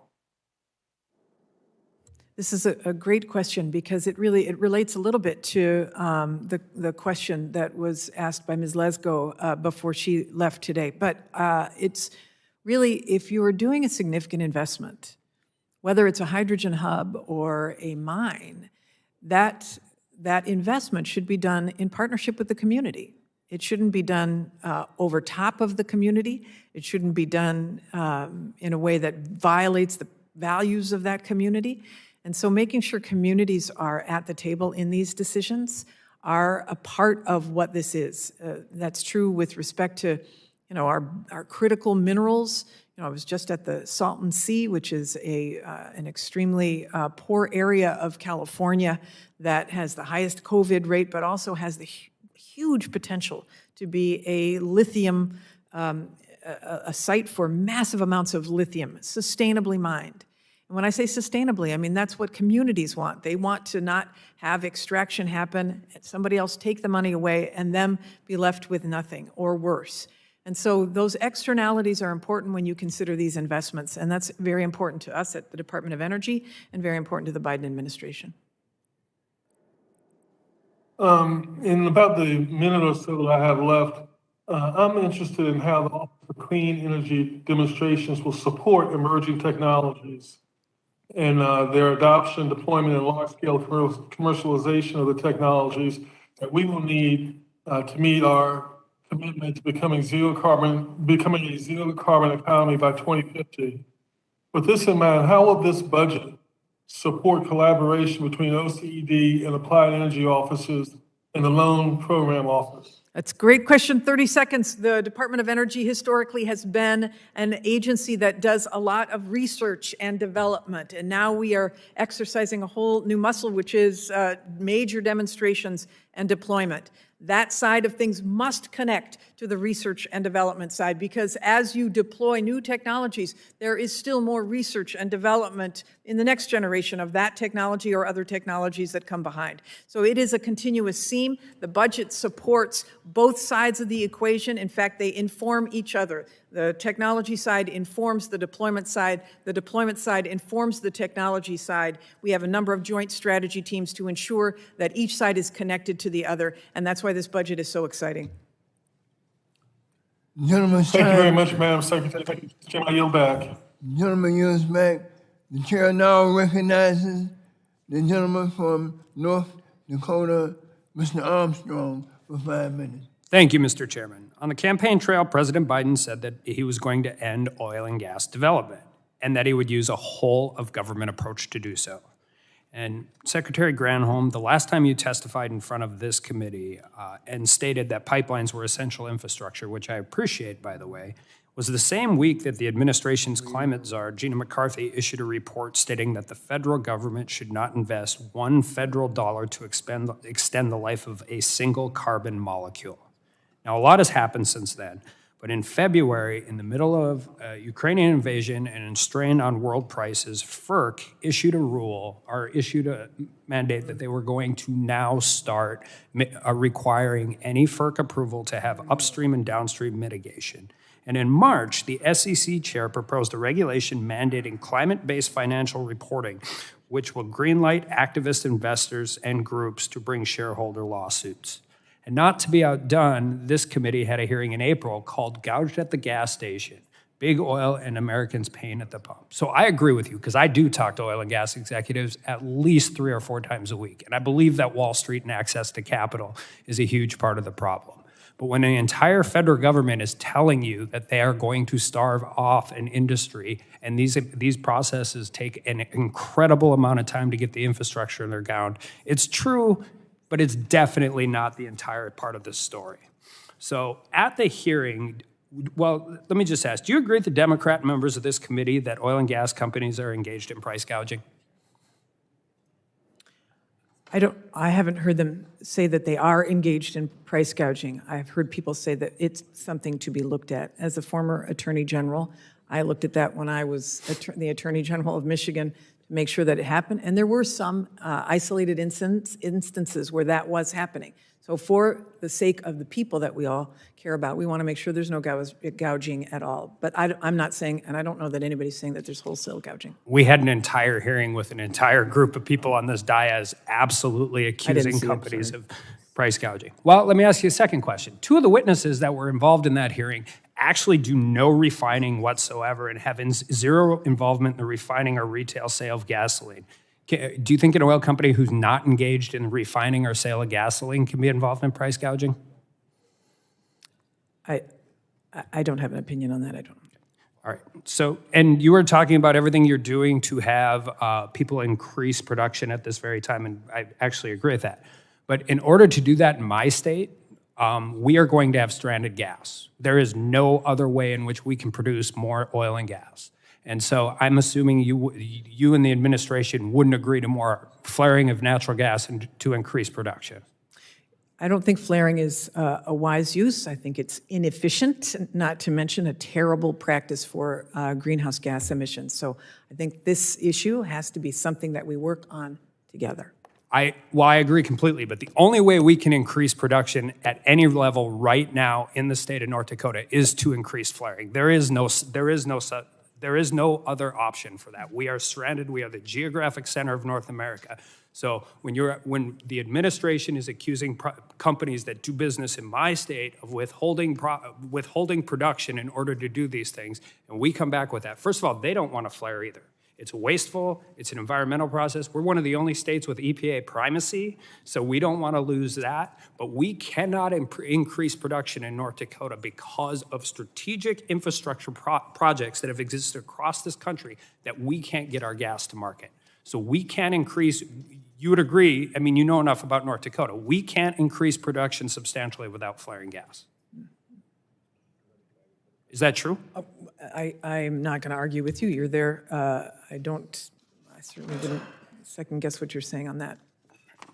So in March, there was an interview on CNN, and you made a statement about wondering or concerns about profiteering happening at the gas station level. Do you have any evidence that that's actually occurring? That's what I was referring to when I just spoke about it a minute ago. This is all because of my experience as Attorney General when stations, individual stations, were jacking up the price after 9/11 because they were playing upon the fears of people that everything was going to be shut down. So I'm just saying that nobody should be profiteering at a moment of war or in a moment of crisis. I'm sure you would agree. Well, war profiteering is a crime, and to be saying it in any kind of absolute because it may have happened sometime in the past, I think is incredibly I'm just saying that irresponsible. everybody should be aware that that is not the right thing to do, whether it's legal or not. We don't want to see people profiteering at the expense of people who are just buying gas. Passive accusations are still accusations, and with that, I'll yield back. The gentleman yields back. The chair now recognizes the gentlelady from Delaware, Ms. Blunt Rochester, for 5 minutes. Thank you, Chairman Rush and Ranking Member Upton, and welcome, Secretary Granholm. I want to begin by complimenting you on your consistently clear, practical, and knowledge-based way of leading and also communicating at both a challenging time in our history as well as an opportunity for innovation. I want to thank you for that. We in Delaware were particularly appreciative of your visit to our state when you came to celebrate the Energy Star program and also highlight energy efficiency and weatherization successes in our state and as well as our country.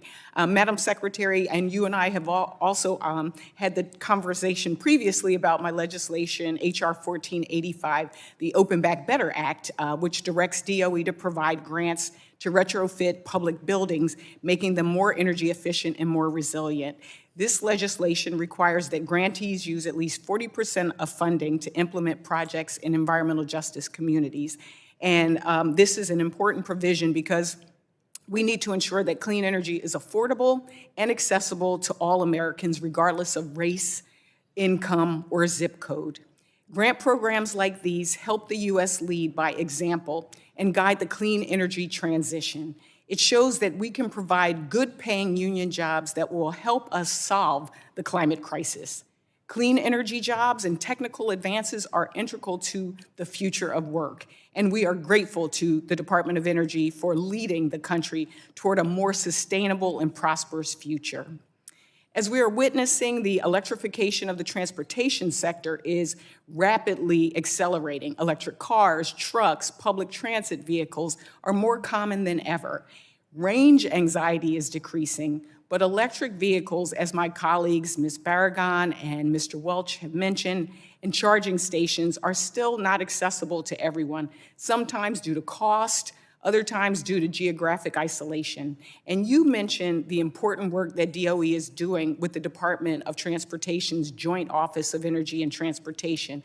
But can you elaborate on how the President's budget would complement and further the EV infrastructure work outlined by the bipartisan infrastructure law? Yes, thank you for that, because the technology associated with both charging decisions, planning, et cetera, all have to flow from that initial investment that you voted for, which is to ensure that every pocket of the country has access to charging. So we can't just leave it at that. We have to make sure that it's done well. We have to make sure that it's done in partnership with communities, and that's why that state and community energy program is part of the budget that we are asking you to support. We have to do this listening. We have to do it knowing that there are communities that maybe, for whom it may not be an obvious hand raise because they don't have access to the information.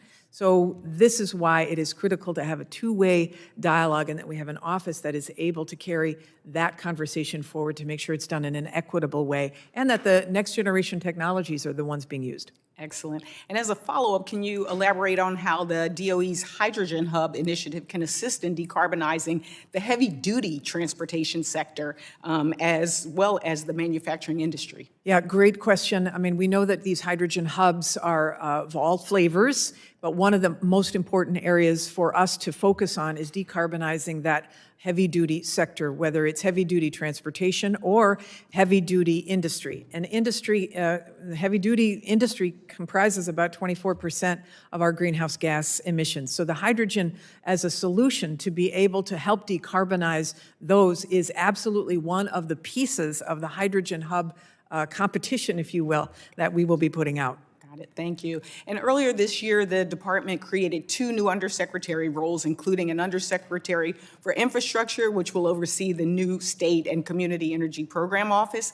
How will this new structure boost local clean energy deployment, and how does the president's budget support it? Yeah, this too is a great question. When we created the Undersecretary for Infrastructure, it was really about making sure that the $62 billion from the bipartisan infrastructure law is spent by experts in the best way possible, and that we have a column of our responsibility that focuses now on major demonstrations and deployment. As I said before, we usually had been, in the past, our DNA really had been in the labs and in research and development, but now we are taking that technology and we are putting it out. And so creating creating offices that have expertise, for example, the Office of Clean Energy Demonstrations, that has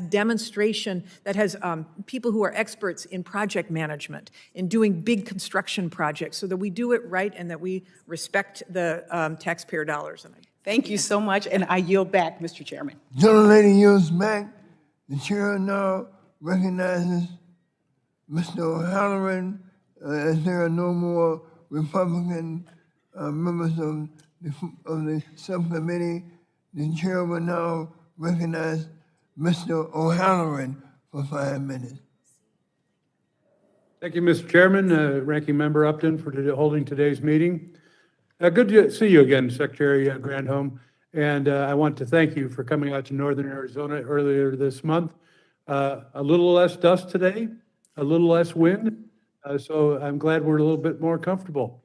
I'm glad you got to see firsthand the investments Navajo Nation is making in renewable energy and the opportunity it holds for jobs and economic growth. There are multiple renewable projects across Arizona in District 1, like in Pinal County and Coconino County and Navajo County. And there is enormous potential there, as well as the rest of the Southwest, for solar and wind capacity. While I was proud to support the vital programs for clean energy and the bipartisan infrastructure law, only through sustained federal investment can we ensure adequate research, development, and development for technology that enables a carbon-free future for our children. I'm glad that you were also able to see firsthand the challenges that the energy transition for communities in my district and across America, where coal-fired power plants have been or are scheduled to be decommissioned. It is one thing to talk about jobs and community, but it's another thing entirely to meet with the communities impacted and hear directly from them. Thank you for doing that while you were out in Arizona. The economic future of our region is dependent on the successful transition to diversified industries through once coal plants close. This will take the support of federal, state, and local governments. So I'm glad we were able to have a productive dialogue with the people that were going to be affected at every level of government. As you know, a key part of my bill, the New Promise Act, was enacted last year with the creation of the Interagency Working Group for Coal Communities, which is administered by the Department of Energy. What work is being done by the working group to support communities like those in Arizona's 1st District as coal generation for power plants are set to be decommissioned? Thank you, Secretary. Thank you. Thank you for being my navigator, too. As we went in Northern Arizona, I have great respect for the size of your district and how much time that you have to spend in a vehicle all day to be able to meet your constituents.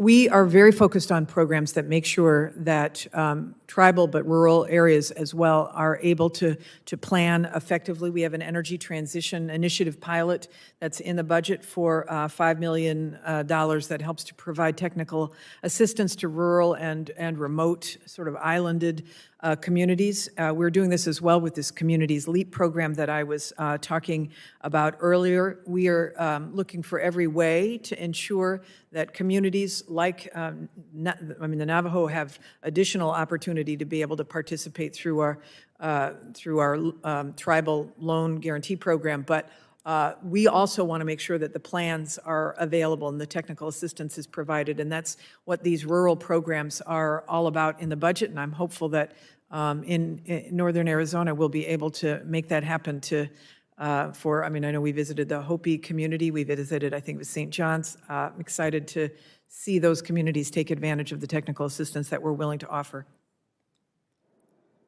Thank you, Secretary. Another question would be, first of all, to thank you. In the fiscal year 2022 omnibus, Congress provided the ability for DOE to allow tribes to access direct loans through the Tribal Energy Loan Guarantee Program. In December 2020, Congress passed the Bipartisan Energy Act of 2020. It included a bill I introduced along with Congressman Burgess, known as the EASE Act, which created an energy storage and microgrid program for electric cooperatives. Can you update me on the progress of the department's work to implement that program? I'm sorry, are you referring to the direct loan program? Is that what you said?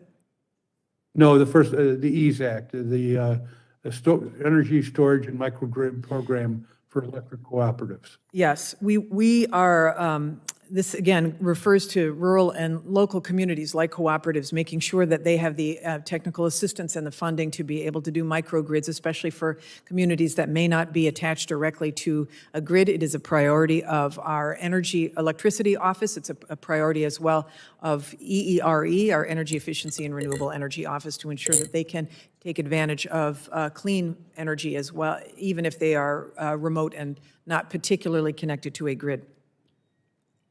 Thank you, Madam Secretary, and Mr. Chairman, I yield. The gentleman yields back. The chair now recognizes the gentleman from Texas, Mr. Crenshaw, for 5 minutes. Here. Thank you, Mr. Chairman. Thank you to the ranking member for holding this hearing, and thank you, Secretary Granholm, for joining us in person.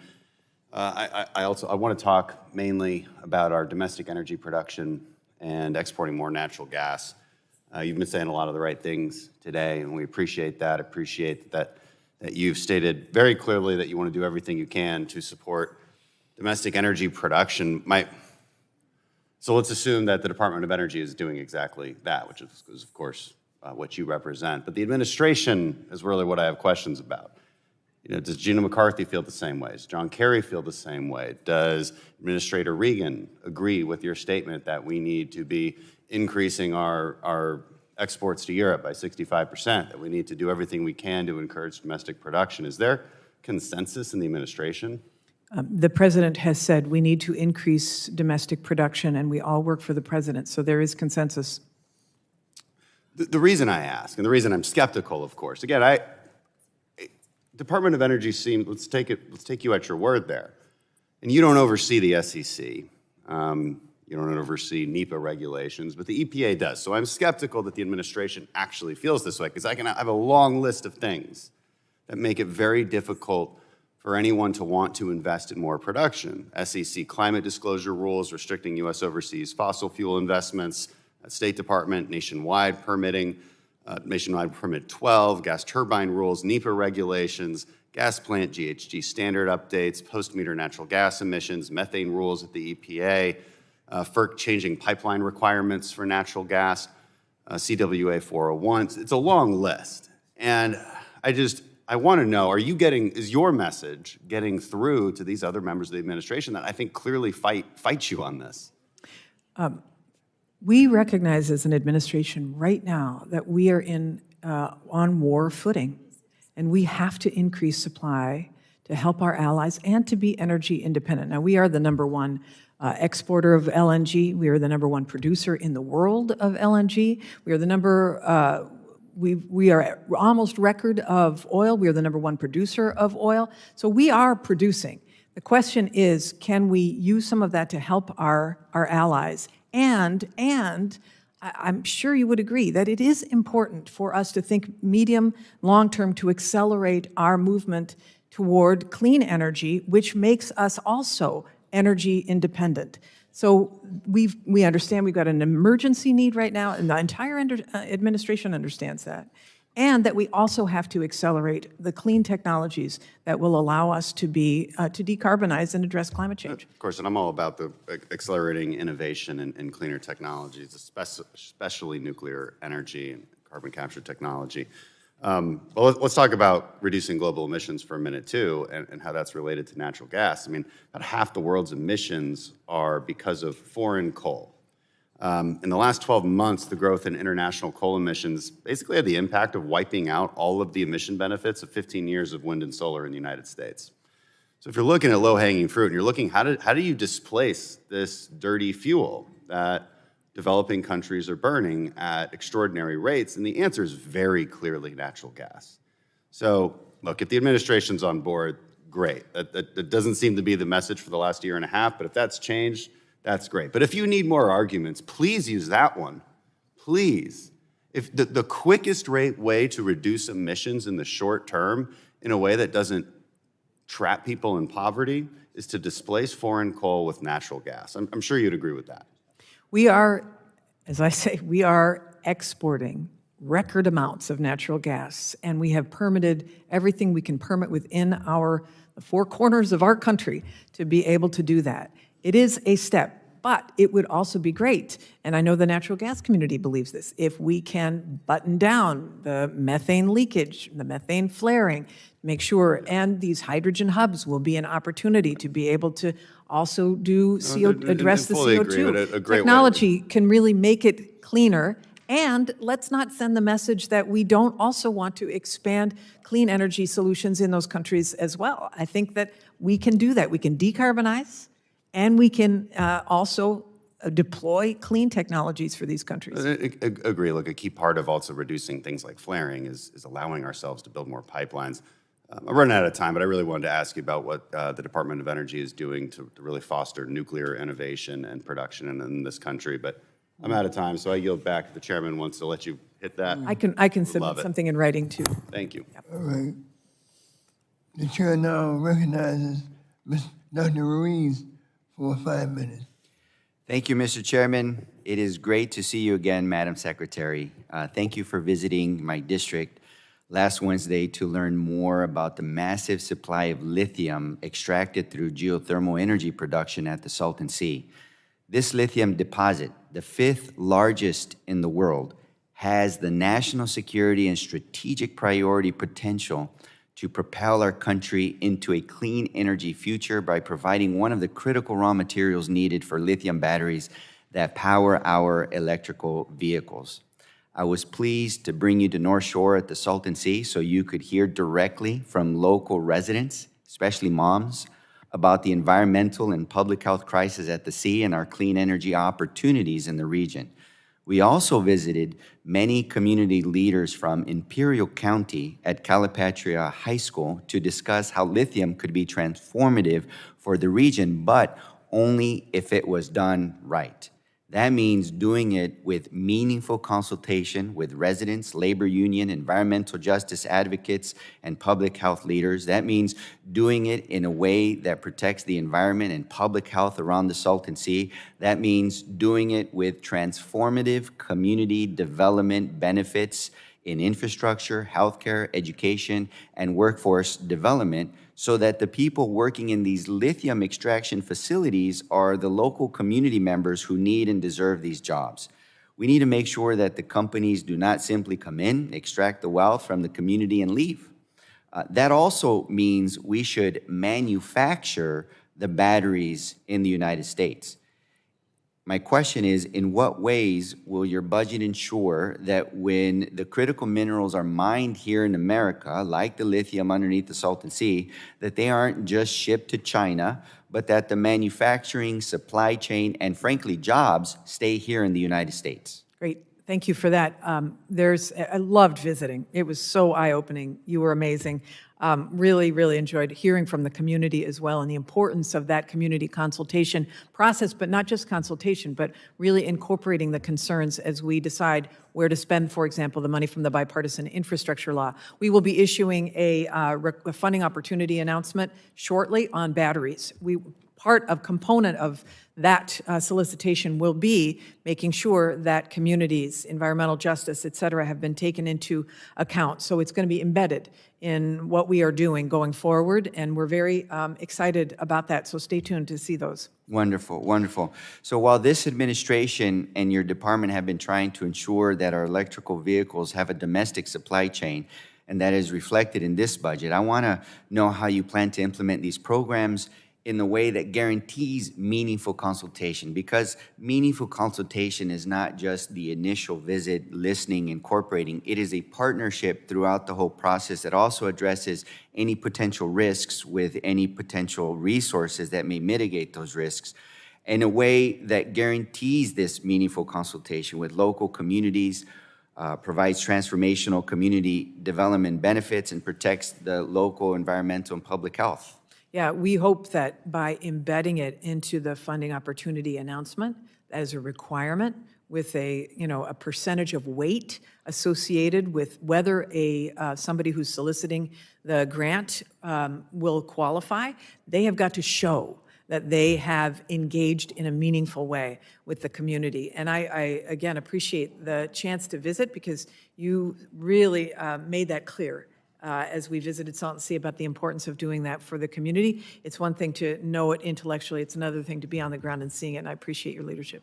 Thank you, and the local residents appreciated you and your historic visit to the area. As you saw, it is one of the most economically under-resourced, underserved communities in the state of California and possibly in our nation. And there is a great win-win for not only our nation and our national security, but it is a transformational opportunity to allow hundreds of thousands to enter the middle class with good work, with bolstering healthcare, with education and environmental justice, and giving them opportunities that prior to this was very difficult to imagine. So I thank you for partnering with me in this, and I look forward to continuing to work with you and the local residents on this. Thank you. I yield back. The gentleman yields back, Madam Secretary. We have one more. I know we are over your hard time, but we have one more member who to ask a question. If you know, two more? Ms. Dingle just walked on. We have two more. I'm sorry, I didn't see Ms. Dingle. Debbie Dingle is going to be the last, I think. Oh, okay. You don't want to say no. Saving the best for last, no Right. Yeah, offense. right. The last two for. The chair now recognizes the gentleman from Pennsylvania, Mr. Joyce, for 5 minutes. First, I want to thank Chairman Rush and Ranking Member Upton for allowing me to wave on to this subcommittee hearing, and thank you, Secretary Granholm, for appearing with us today. As we've heard from many of my colleagues, America is in the midst of an energy crisis. It wasn't long ago that our nation was energy dominant, not just energy independent, but energy dominant. And for the first time since 1952, we were a net energy exporter. But now, my constituents are suffering from skyrocketing inflation caused in large part, by the rapid increase in energy prices. What America needs, what we need right now, is more affordable and reliable baseload power. We need to invest in innovative technologies that take advantage of the energy reserves beneath the feet of my constituents in Pennsylvania. So to that, we can keep our natural gas, our coal, our power plants online. Natural gas production in Pennsylvania not only led to America becoming energy dominant, but it led to a significant decrease in our nation's emissions. This is the real green technology that we should be talking about here today. By unleashing our gas industry, we would be able to move forward toward the goals that my colleagues across the aisle espouse, and especially powering America and America's allies. This is the only way forward. In speaking to grid operators just this week, they made it clear that renewable energy programs simply do not have the capabilities to meet American energy needs. This isn't a political statement. This is a statement of fact. With new technology development, Pennsylvania has become energy that allows us to get out of this crisis and give Americans the economic futures that they deserve. Secretary Granholm, at present, a lack of pipeline and LNG capacity is hampering our ability to respond to the global energy price spikes and support our allies in Europe. There is a growing list of pending projects that have been delayed by the DOE. They would create jobs and encourage additional energy production, allowing the U.S. to deliver several billion cubic feet more, several billion cubic feet in addition of natural gas to our allies in Europe and around the world. The authorization of 2 more LNG export projects is a step in the right direction, but it's not enough. Madam Secretary, do you see the strategic need for America to be able to supply our allies with liquefied natural gas? Yes. Will you commit here today to supporting increasing the export of American liquid natural gas? We have already permitted 30 billion cubic feet of natural gas that has not even been constructed yet. In other words, it's almost 3 times what we currently export. We export about 12 billion cubic feet. We have permitted an additional 30 billion cubic feet. There is no permits that are waiting that are on the U.S. Soil that I'm responsible for. We have permitted everything in the United States for liquefied natural gas because we want to assist our allies, even as we want to as well move to clean energy. It's a great point that you make. We need to support our allies. Given the current international circumstances and Putin's energy blackmail, that's what it is, of Poland and Bulgaria, will you commit to working with industry to expedite future LNG projects and pipelines to respond to that need that our allies need right now? Now, as I've said, we have permitted already an additional 30 billion. I just permitted, we, Department of Energy just permitted 2 more that will allow for those volumes to go to Europe as a non-free trade agreement. We did the same thing in March with 2 other facilities. There are no more permits inside of the United States that are waiting for us to be able to act because we've got so much already permitted. But as those additional permits arise, I think that we both recognize the need for that, for supporting our allies. Today, it perhaps couldn't be even more important. Very and I important. appreciate your commitment to expanding that liquid natural gas export to support our friends and our allies. What Putin has done and the fact that our allies are funding the aggressive war in Ukraine today, this allows us to once again be that energy dominant force. I thank you for agreeing with me on that point, and I see my time has expired. Mr. Chairman, thank you, and I yield. The gentleman's time has expired. The chair now recognizes the gentlelady from Michigan, Ms. Dingle, for 5 minutes. Thank you, Chairman Rush, for holding this important hearing. My dear friend, the ranking member of this committee, and to see my dear friend testifying before the committee today. And I want to say that when you took over a year ago, I said you couldn't be a better leader at a time when we needed to transition to a new era and a new economy, one that's going to be built on clean energy and by American workers. And you, President Biden, have delivered in many ways to accelerate a massive shift to electrification and clean energy here in the United States, which, by the way, will help us not be dependent on autocratic leaders who are using fossil fuels as a weapon around the world. I commend you and the administration's hard work, But I want to now ask you some questions about what the work we need to continue to do to be a world leader. I'm glad that you again reaffirmed to my colleagues on the other side, there are no permits pending, none on LNG. But I'd like to ask you, build on some of the questions my friends have asked on critical minerals. Currently, the auto industry is experiencing significant challenges in the semiconductor supply chain that have resulted in both product disruptions and inventory shortages.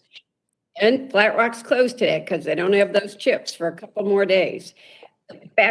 There's a huge backlog, but it was exciting to see the F-150 electric vehicle come off the line this week.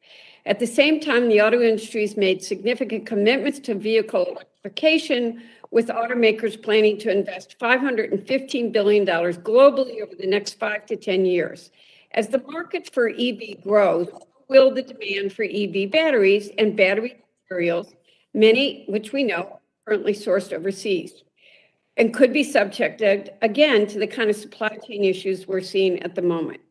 Can you provide more details on how the recent decision by the administration to invoke the Defense Production Act as supporting domestic sourcing and processing of these critical minerals, that will help? Yeah, I believe while we've been sitting here talking, there has been a proposal by the administration released to fund the Defense Production Act component of that he previously issued an executive order on to help us become energy independent through, partially through batteries for electric vehicles. And that means that the Department of Defense will take the lead on that component. I think it's $500 million, if I'm not mistaken, that he announced today. In addition to that, though, we are focused at the Department of Energy in releasing the funding opportunity announcements for batteries, and of course, the precursor to which is the critical materials. We've got a strategy both as a whole of government, an intergovernmental group that is working on critical minerals, as well as the Department of Energy. And that effort is being led by the Department of Energy. So it's about it's about the full pipeline, as you're aware. It's about responsible extraction. It is about processing, which is one of the funding opportunity announcements that will go out very soon from the Department of Energy. We do no processing of critical minerals in the United States. We've got to do some. And so we've got to take that lithium from the Salton Sea and make sure it is processed in a responsible way so that we don't have to send it to China and have it come back. So those components are all part of that bipartisan infrastructure law, the pieces of which we'll be executing on. I'm very excited about it. And I want to work with you on that. I've got about 1 minute left, and I do want to talk about electric vehicles because the critical condition for consumer acceptance of them is access to a reliable charging infrastructure and their affordability. You know where we are right now. The bipartisan infrastructure bill gave a significant down payment, but not enough. As the EV market grows, the United States looks rapidly to expand EV charging. It's important to ensure we're investing in the right types of things that have to be done. Can you give this committee an overview of the work to date of the joint office that you've talked about already, but to deploy a nationwide network of charging stations and highlight the investments that are going to be needed if we're going to make this long-term objective work? Thank you. Thank you so much. Thanks for the $7.5 billion in the bipartisan infrastructure law for the vehicle charging infrastructure. The first $5 billion is going to be out this summer to communities in a formula manner after we have heard responses from a request for information from those communities. We've gotten that back. The second chunk, so the first $5 billion will go out over the summer on a first-come, first-served basis from communities, and the second chunk of it will go out on a competitive basis later in the year. Both pieces are super important. Every community should have access to electric vehicle charging infrastructure, and I applaud the communities, like in Michigan, that have also leveraged additional state funding to fill in additional pockets of places where there isn't charging infrastructure. States can be a good partner in this. Thank you. We're going to need more money, though, as you know, to make this totally work. I yield back, Mr. Chair. The gentlelady's time has expired. The gentlelady yields back. Madam Secretary, you've been most gracious with your time, and we certainly appreciate you being here once again. This concludes the witness question. And thank you, Madam Chair, Madam Secretary, for your participation in today's hearing. I want to remind members that pursuant to committee rules, they have 10 business days to submit additional questions for the record to be answered by the witness who have appeared. I asked the Secretary if she would respond promptly to any such questions that you may receive. Before we adjourn, I request unanimous consent to enter a previously agreed upon list of documents into the record. Without objection, so ordered. At this time, the subcommittee stands adjourned.